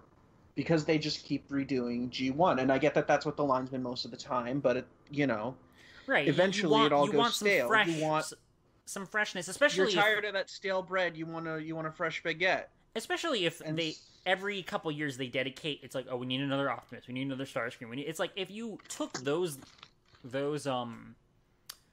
slots and filled them with other characters, it'd be a little bit more exciting. But there's always an Optimus. There's always a Megatron. Right. And at the very least, at least for some of the goes, it's like, oh, well, the Optimus is actually Motormaster. Oh, the Optimus is actually Octane. Okay, that's a bit. The Optimus is just like this weird evolution thing that, Well, at least you got an accurate Orion Pax from that. Yeah. And but yeah, no, this is. I still hold that that's like the most fun Optimus toy. Not the best figure of Optimus, but like as a toy, the one that I think is the most fun. Yeah. But yeah, and then if we're going to disclaimer here that the what I'm about to talk about is the drip fed he tell me leak spoiler stuff for Kingdom. So and I guess this will kind of be where we end this will lead into the end conversation. I'm not sure how long this will go, so yeah, skip ahead, or thanks for listening if you don't want to be spoiled potentially, or you don't care for rumors or whatnot. But or you just don't care about Beast Wars, or you don't care about Beast Wars. In that case, peace. See ya. Tune out to next year. Yeah, because we're about to get into some beastie territory. Holy crap! All right, so one of the first things is apparently that the Battlemaster and Micromaster price points will be retired next year for a new price point called Core, which will essentially be the Legends price point from the Prime Wars trilogy. They will reinstate the whole thing of doing smaller sized versions of larger characters just to keep them in the line, which means we're going to get Core Rat Trap, so legend sized Rat Trap, makes sense. Optimus Prime and G1 Megatron, makes sense. Evergreen characters, you gotta have them.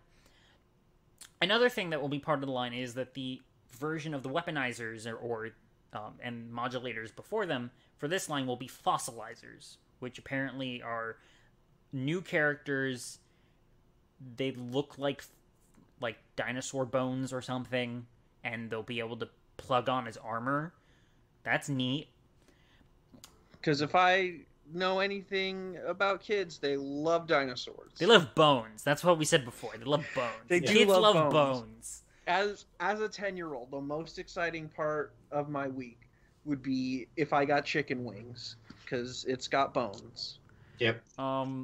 Deluxe Cheetor, an Air Razor, which would probably be a deluxe. There was some ambiguity there apparently.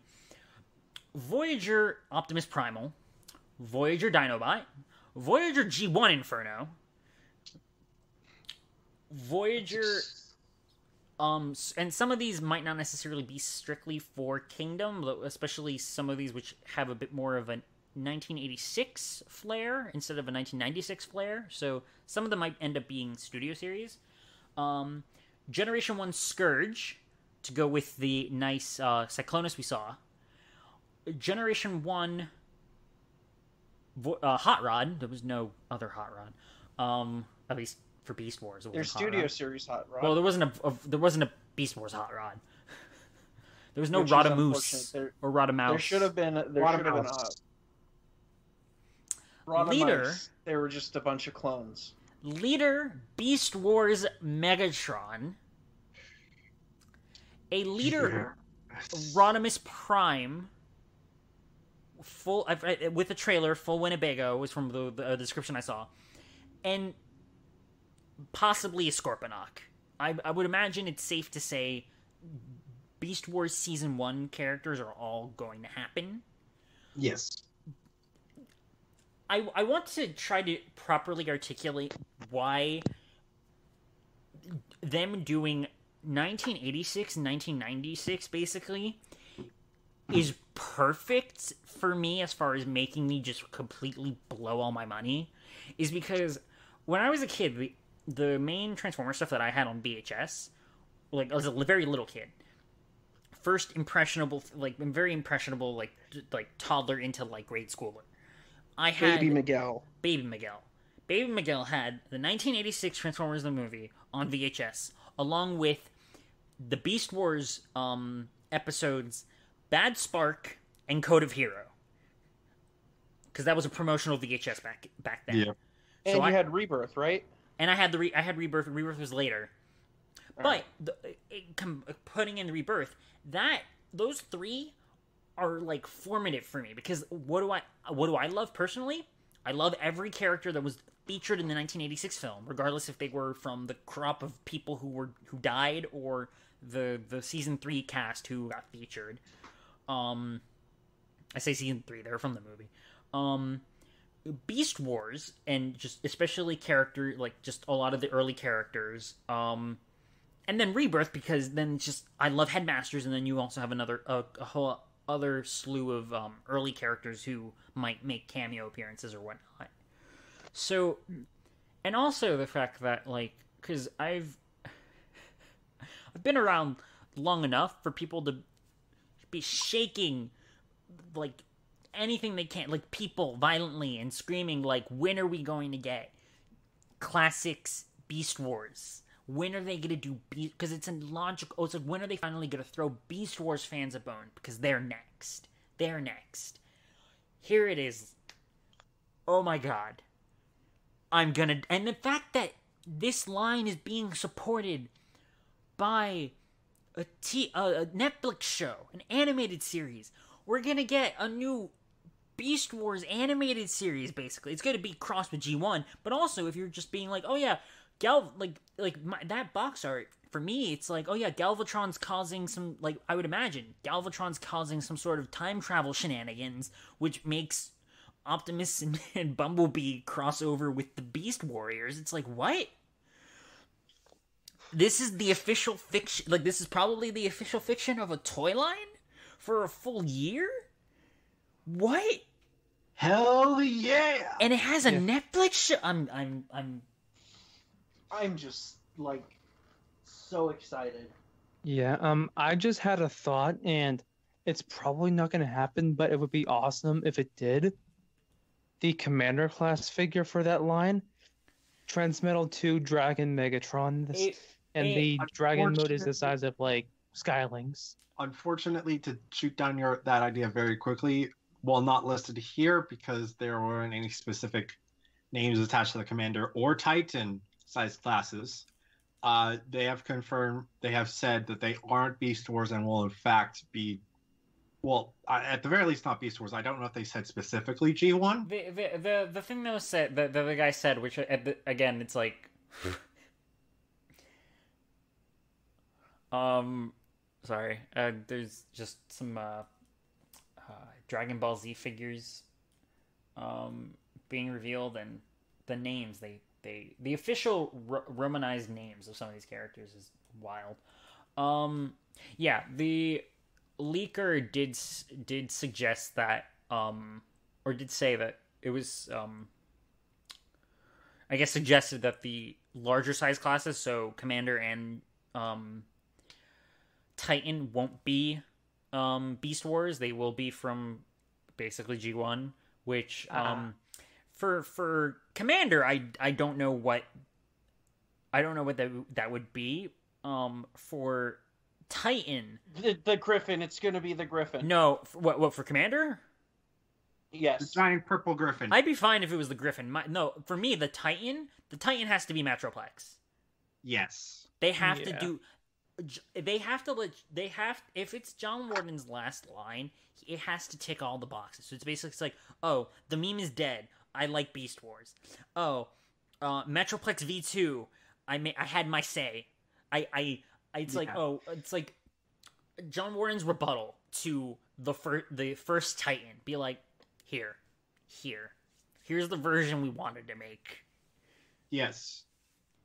Banish it, Now, and then actually- be okay with the fact that Fortress Maximus is kind of weird. Yeah. I am so high. And see, also, this is coming from someone who recently, like, 99% completed his Beast Wars showcast. Like, I have at the very least one character from the recurring cast. I have one version of every character, as far as like considering characters who showed up in multiple bodies. If I wanted to go and finish, I would need, as far as characters I don't have, I would need Dino. I consider Dinobot 2 to be a separate character, so I would need a new Dinobot 2. I would need Ravage, and I would need Transmutate. Fingers crossed that next year they just give us, at the very least, Transmutate and Ravage. Because if they do, or if in, like, future, they decide, it's okay, we can dip into this pool, we figured out beasts in the modern, like, sizing, scale, engineering, whatever. Here's a Beast Ravage, and here's a Transmutate. I'd be like, cool, good, I'm done. Yes. I don't remember if it was a rumor or just speculation, but I did see a couple people talking about, like, possibly getting a red Transmutate. I saw some stuff about red. Yeah. Oh. We got some late breaking news. So 3-0, famous for a variety of very complicated posable action figures and stuff. They're the ones who are doing the two sizes of Bumblebee movie figures. So the DLX line, where they did Bumblebee, Optimus. They're doing Soundwave and the Nemesis Prime, and then the larger And the Blitzwing. They have the Blitzwing. and Blitzwing. They did Blitzwing. They are doing Siege figures, and have just shown off their rendition of Siege Optimus. It is a highly posable, non-transforming version of the Siege Voyager. Can we get some pictures in the chat? Go to the Twitter chat. All right, that's where I'm going right now. Oh my! Hello. Well, That's- hello. That's beautiful. Damn. That looks that looks like an anime figure, which is funny because Netflix is branding their whole thing as anime. Yeah. Oh, someone try to find more pictures. I need that. I'm I not need gonna pictures. buy it, but that's I need pictures of it. I don't need it. I need more pictures to. You need pictures of Spider-Man. Right. Pictures of Spider-Man. No. Damn, that's awesome. That's something that like Flame Toys would do. But this is even better than Flame Toys. Well, I mean, I'm thinking the Flame Toys kits. I mean, this is probably. Yeah, I'm trying to see. Okay, I think I may have found. Did they only show? I think this might be the only thing they showed.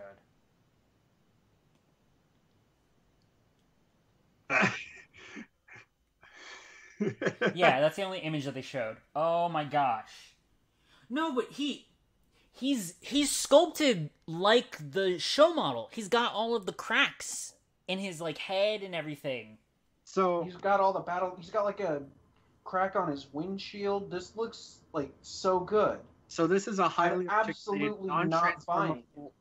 toy that is screen accurate To the transforming toy. to a toy that already existed that transforms.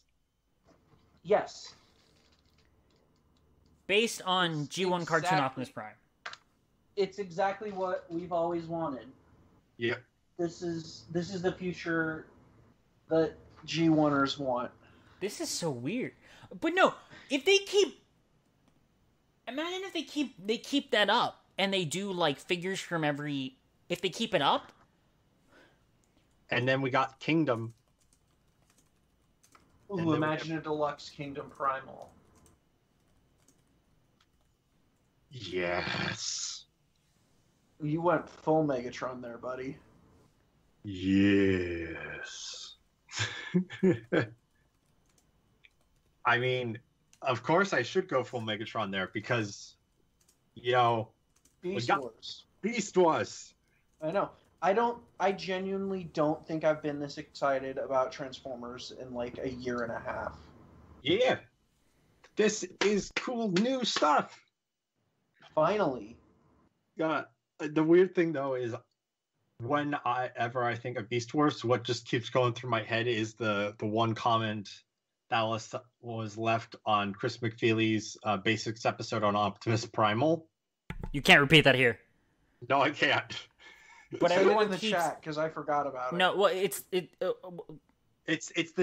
new title of the chat, Zeus. Oh, okay. Right. The thing that I always forget.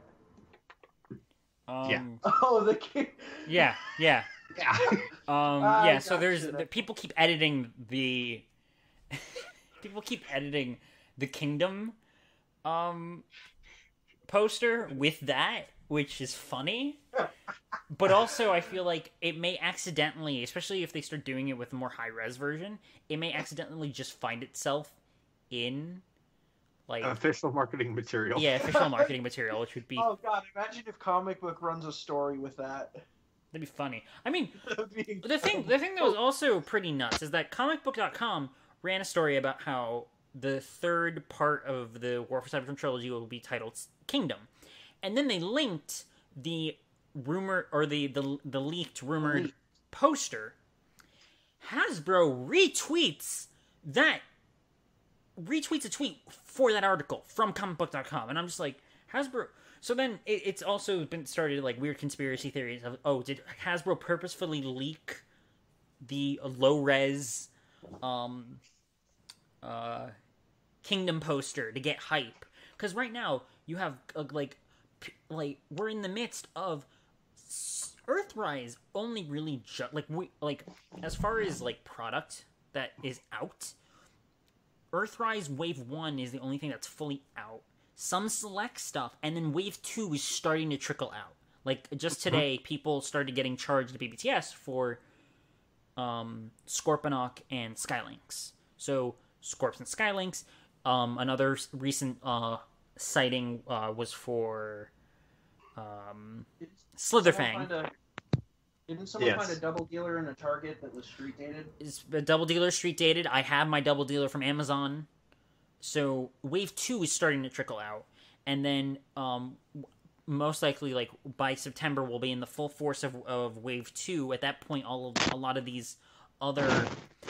September and October, we'll have a lot of these other exclusives. Like, we're going to just have this cycle of exclusives and product coming out, leading us into, like, and if we get the same, like, a similar amount of just crazy, like, I just think, like, if we're getting a Dinobot, selects Beast Wars Grimlock, please? That would be incredible. Look, those are absolutely figures I'm thinking of. But what if, considering how some of the select figures that had been released were very specifically things from the Collectors Club, that some of the select releases are Cybertronian forms for the Beast Wars cast. Nah, I wouldn't be into that. I wouldn't, personally. Maybe other people would, but I wouldn't hate it, but I also wouldn't buy it. Yeah, like, I like, part of me would be like, oh no, I would like that, because then I could have their canonical, like, Cybertronian modes, but at the same time, I'm just like, I'd much rather them just do the crazy like, it's like, think about it. Think if they pre-tooled everyone to have their toy heads. Or, like, the mutant heads, depending on who the character is. Because, like, Ooh, like a toy primal with the mutant head would be a great select figure. Right. Like, you could do, like, either toy colors, you could do Universe 1.0 colors, which would be crazy. Which would... Megatron could be you could do T-Rex. T-Rex, yes.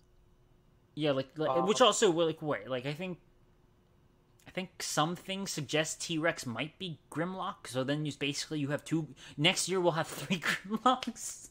It's like, you get G1 Grimlock, you get... 3 Grimlocks. Look, this is also a weird one, but I would also not mind necessarily seeing some regular Transformers characters get a Beast Wars treatment. Ooh. And a specific example I'm thinking of is take Airazor and make her into Windblade.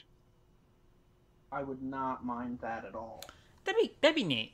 I mean, this also, it's like, just doing modern figures allows for a lot of customizing potential, because someone who might have had, like, an interesting customization idea, but they're like, oh, well, Beast Wars Airazor's too small, or it's like, oh, I don't want to, like, go and buy a vintage one and then have it to paint it or whatever.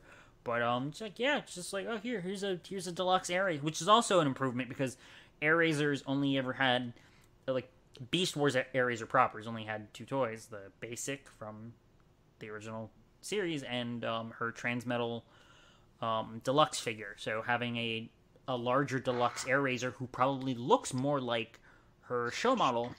Yes. Like, at first I was a bit lukewarm to the idea, but now that, like, thinking about it more and everything, I'm just like, no, I'm pretty hyped. Because as much as I can be happy with, like, the toys that I have already, and it's like, oh, well, these are the toys, the most, or at least for a lot of this stuff, it's like the most accurate version of the original toy. Having stuff that from the ground up, especially in this age of, like, mini masterpieces, like we've kept saying, mini masterpiece Beast Wars. I'm gonna freak out. Yep. And again, it's like where does Transformers go? Like, because we've been kind of talking about this over the course of the year, and a lot of, like, the little things have bubbled up where it's like, oh, it's like whispers of, like, oh, well, the next movie might be Beast Wars. Oh, well, IDW's doing a comic about Beast Wars. Oh, Cheetor in the Netflix line. Oh, Cheetor in the Red series line. Yes. And now it's just like, oh, here's a whole year dedicated to, at least partly, Beast Wars. Even if it's an anniversary year, I'm like, they keep bringing it up. It's gotta mean something. And if the line at the very least is either, like, partially moving towards beasts, or even, like, just pulls Beasts up to the forefront, being like, look, remember the 90s? Even if G1 is in the background being like, yeah, look at this stuff. Isn't this neat? I still say that's good. Isn't it neat? Sorry. What happened? You said, look at this stuff isn't neat, so I was singing the lyric from The Little Mermaid. Okay. It shows, it makes me hopeful that the line can move forward. It makes me hopeful that the franchise, that especially Hasbro, and this is assuming that momentum that's built from the fact that they're dedicating at least part of this final piece of the trilogy into something new, because this is the start to where at least some people were hoping after the end of Power of the Primes we would go. It's like, oh, after this, like, all G1 trilogy, do something new. Yeah. And what did they do? They went back to the beginning. They're like, we're going to show you the beginning of the war, or the end of the war on Cybertron before they left. It's like, why? And then it's like, well, now we're going to go to Earth. It's like, okay, but we're also going to do seasons 2, 3, and 4 all together. It's like, this is weird. And everyone being like, it's going to be Beasts. And me being like, you guys are crazy. And now it's just like, look, it's Beasts. And I'm like, what? And the 86 movie, for some reason, I'm like, I'm okay with that. Yeah. As long as going forward, beyond whatever the next trilogy is, whatever the next thing is, build off of the momentum. Don't be afraid to be in, like, because that's the one thing that, as we've said, it's like Generations has only sometimes paid lip service, and eventually, sadly, next year is one of those years. It's an anniversary year. Hopefully, rather than being the outlier, it ends up being, the start to something freaking amazing. Because here's what I propose. Uh-huh. Unicron trilogy. Either Armada to Energon to Cybertron over a trilogy, or the trilogy is them going to different planets like in Cybertron, but some of them are very specifically use Armada and Energon designs along with Cybertron designs. Which, even if you use the backdrop of like, oh, it's the G1 characters visiting the colony worlds, and it's like, okay, well, if the G1 characters are all from Cybertron, who are on the colony worlds? It's like, oh, everyone else. Yeah. And even some of the G1 characters can like get a body to suit that world, just like in the Cybertron toy line. Megatron and Optimus did have their main bodies, but also did get toys of a theoretical Jungle Planet body. Right, or you have a thing where, like, because I and, like, again, it's because they kind of touched on that with the Titans Return marketing material. Yeah. Because, like, they visited the different, at least in the marketing material, it's like, oh, they went to Velocitron, they went to Jungle Planet, they went to this, they went to that. It's like, okay, that's cool. Actually, go to those, like, do a line where they go to those planets, one, but they also show us people from there, because then you can introduce other characters, or you can even even if you want to really explain away, it's like, well, there's this other Starscream here who kind of, or it's like, oh, or the adaptive thing, it's like, oh yeah, this is like, you bring another Starscream design and you're like, oh, this is Starscream adapting to the atmosphere, the conditions on like Animatron or like Ocean Planet. Mm-hmm. Yeah, or also, like Starscream is a boat. Yeah. That also reminds me of Cyberverse, because they did visit Velocitron on Cyberverse, and Blur was like either from that planet or like. Yeah, he was a Velocitron native. And yeah, that had, like, cropped up in a couple of stories, but he's still like a well-rooted G1 character. Like, right, you didn't see Override or Crumple Zone or Ransack. Right, so that would be the main thing, is like have like, and you could use the backdrop of, it's like, oh, okay, we are in this like pseudo G1 or G1 plus universe, but you use it to introduce characters from the rest of the franchise, and I think that would be something that'd be cool, but also adds to deeper lore. Like, basically, you're doing the thing that IDW did when IDW started visiting the different worlds. Yeah. We can, yeah. Because also you're then creating a richer character roster that you can continue to tap into in the other series, because once you've introduced someone in, let's say, Generations, you can possibly more easily then sprinkle them throughout, like, IDW, what you're doing if you're doing an animated series or something like that, and then, or like an animated series tied to the collector toy line, and then go back and like throw an override into a cyberverse or something like that. And it just it feels, the fact that they're doing the thing that everyone kept saying they're never gonna do makes me feel like they are listening, and I hope that they are, because I hope that it doesn't, and that's one of the reasons why I mentioned what I did mention on Twitter about the anniversary line, because it's a word of warning of like, okay, this looks like a step in the right direction, but we've been here before. Yeah. So we might end up just going back, which at the end of a trilogy, if the next beginning is like, we're going to reboot G1 again, it's me like, no! Why? But here's a thing that I will put forward. Okay. It seems that 25th tends to be a very popular anniversary for a well-regarded series. I know RIDO1 didn't really get a 25th anniversary kind of a thing. RIDO1 is basically a filler line, and oh right, it's a filler line, and that actually would only be 20 years. So and even then, we got Skybite, we got Ruination, even though it was Takara, and Scourge, even though they were Takara things. Like, at least for me, I am no way the representative of the RID fandom. I say as I have all of my Preds and my Commandos next to me. But I concede that at the very least I got some of the best characters. Yeah, fair. Updated. There were a lot of very weird Autobots in that series. But just to go back to the colony concept a bit more, because like you were saying, Miguel, that doesn't have to limit it to just the Unicron trilogy. We could go to Combatron and meet up with Strika and Obsidian and some of the other drone commanders from Beast Machines. We could go to Gigantian and we could run into Bulkhead, who's been a noted construction engineer, and even get some odder, weirder G1 things. Like, we haven't seen the Autobot double target master since Scoop, and they could easily pop up on Gigantian as well. Go to the planet where go to Micron, but something's happened and now it's just full of Omnicons. Yes. And then go to Caminus and give us an Aileron toy.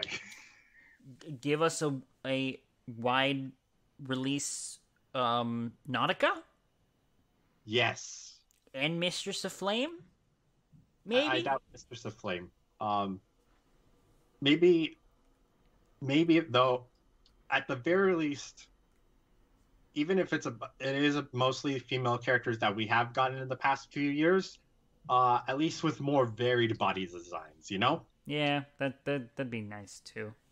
Yeah. But yeah, this just it seems like obviously cautious optimism into next year for whatever they're deciding, or whatever they're cooking up in their brains for because we haven't seen any toys yet, so that's the one thing. It's like we gotta see what they look like, but it seems like we're going in a positive direction. Jared, you need to watch Beast Wars. Finish it. I know. You have until like March at this point. If we want to kind of like spitball when we'll probably see stuff. You have until March. No, we might. I'm honestly going to say... I mean, stuff in stores. Yeah, fair. Yeah. Fair. I wouldn't be surprised if we at least saw a couple at quote unquote New York Comic Con. Oh, by October, I'm definitely thinking we'll see some stuff from Wave 1. It'd be so annoying if they're like, yeah, we're gonna show you half of Wave 1. It's all the G1 stuff. I'd be mad. Yeah. We also, I mean, we're recording this on the 17th, as we said before. Next week is SDCC at home, which Yes. at this point they haven't really mentioned that there's supposed to be any sort of Transformers reveals. It would be when I would imagine we would see Wave 4, because also this is something a friend of the show Darian pointed out, is that all of the Fan First Fridays have only been for Transformers exclusive product. I haven't been paying attention to the others enough to know whether or not there's been any other reveals on the other toy lines of mass retail product. But all of the two Fan First Friday presentations or live streams, videos, whatever, were only exclusives. So it's like we're due to see Wave 4 at some point. Yeah. I mean, it feels like it's still a ways off because, yes, we know products of Wave 2 and Wave 3, but product of Wave 2 is just starting to show up, and Wave 3 probably is not going to be showing up till October, November. But it would make sense still that they would show Wave 4 because at some point, because then Wave 4... If Wave 3 is November, Wave 4 will probably be January, February. Yeah, and then we're into Beast Wars. Which also then makes me a little bit nervous about Wave 4, depending on what's in it, because of the fact, like, the timing of everything... Wrong. Cough, cough. What happened? Wrong. Cough, cough. Right. Wave... Cough, cough. It seems like just the way the releases are lining up, Wave 4 is really going to suffer from tail-ender syndrome. Yeah. Which, unfortunately, Siege also suffered from. Like, most people probably didn't find Rung and Astro Train. Which, thankfully, were re-released in Earthrise. Yeah. Or Rumble and Frenzy, which have yet to be re-released. Well, Rumble and Frenzy were earlier waves. Or were they? No, they weren't. No, they were from that last wave. Sorry, I said Rumble and... I meant Frenzy... Rumble and Rat. Rumble and Rat Bat. I know what you meant. They were that last wave. Yeah. Yeah. He was that way. The Power Punch and Direct Hit. Two Battle Patrol Micromaster combiners. Direct Hit and Power Punch. They're going to get? They also. It has been. I've seen that they've said that they will also get re-released. Yeah, I've seen. I think there's product images floating around of them in Earthrise packaging. Yeah. Poor Singe didn't get re-released. No. Who knows? Maybe. Well, I said maybe WFC 3. No. If the rumors are to be believed. We could stay here talking all night. Probably. Yes. I feel like we're at 2 hours. I feel like we're just about on time. We recorded this earlier than we normally do, so I think that's part of the reason why we can keep going. Yeah. Because we're like 2 hours earlier ending, maybe 3, depending on the day. It's also Friday, so yeah.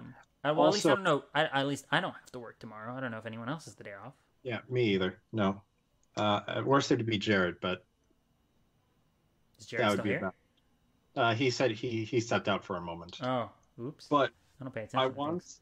I want to say, if you're planning on wrapping up the show like right now, I definitely have at least one more thing I want to say. Go for it. With this future stuff, with the idea of the Kingdom, and doing Beast Wars, and then seeing what else they could do after that. I know I have thought over, like, what if they did a Beast Wars line? What if they did, like, a Colony World kind of trilogy after War for Cybertron? Those before felt like a dying hope. Like, I know this isn't likely, but I would love to see this. But now with this, what we've been talking about, these cool new ideas of, like, what we can see, it feels like there's a legitimate chance it could happen. it's just got a different energy. It's like, come on, we want something different. It's not like the come on, we want something different. What if there was a Beast Wars tie-in? Look how great this could be. It's like, wow, we've got Beast Wars. That looks amazing. That is great. Yeah, well, now it's just like fingers crossed they don't mess it up. Yeah. Which we do still have to see the toys. But looking at how well the other two parts of this trilogy are, knock on wood, they're probably going to be real great.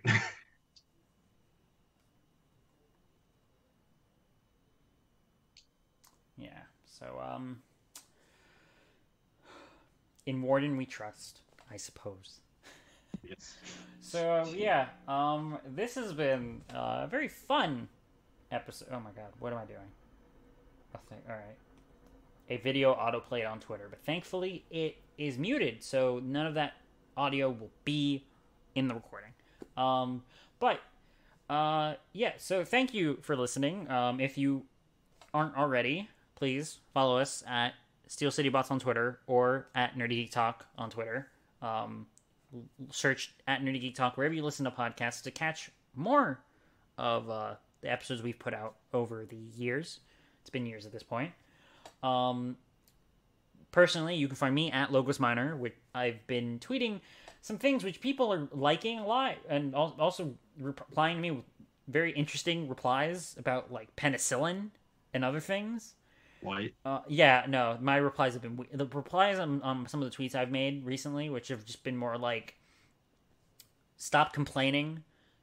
Things have gotten better than you kind of say they have, as far as Transformers, not like the rest of the world. We won't get into that. But you can find Michael at Soundjack426 on Twitter, Instagram, and YouTube, and at RDSJ Gaming. On YouTube. Yes. On YouTube. Any recent projects over on RDSJ Gaming you want to pump? I would have if I was going over Alyssa's this weekend, but that's not happening, so no. That's right. Soundjack was supposed to be in my area. Soundjack was supposed to give me $15 in exchange for Power Core Combiner, but that's not happening. No, not right now. So I can't buy myself lunch tomorrow. Yeah. Well, it's good because then I actually have some money left. Soundjack can buy lunch tomorrow. Yes. I don't believe Zeus or Jared are back yet, so... I am. Oh, Jared's back. Jared, where can people find you? You can find me on Twitter at redprime_. That's where I'm at. Basically all the time. I've actually been meaning to post a picture of my latest custom. I painted up the deluxe Cyberburst hot rod, so he actually looks good. And I've been meaning to post that. I might post that later tonight. But Jared did a quick paint job on the spoiler and posted it into our group chat, and I was like, that looks amazing. He's like, I'm not even done yet. I barely started. And then he made it even prettier. So good job. I painted the spoiler. I painted his legs yellow, put some gunmetal gray accents on his legs, and painted up his chest a little bit so he has his headlights, and make it so that he is not just one color. And Zeus, who stepped out to eat dinner, who doesn't seem to be back yet, can be found at _Zeus. That is the word underscore and the word Zeus spelled out. Where you can find him usually, if not providing commentary on the state of the world, tweeting about Lego clones from Star Wars: The Clone Wars. And until the next time that we sit down and do this thing, I want to thank you for listening, and bye-bye. Bye-bye. Bye-bye. And I guess I'll say it. Don't forget to moisturize. Don't forget to moisturize. I came back just for that. Thank you, Zeus. You're welcome. Don't forget to moisturize. I almost ended the call instead of stopping the recording.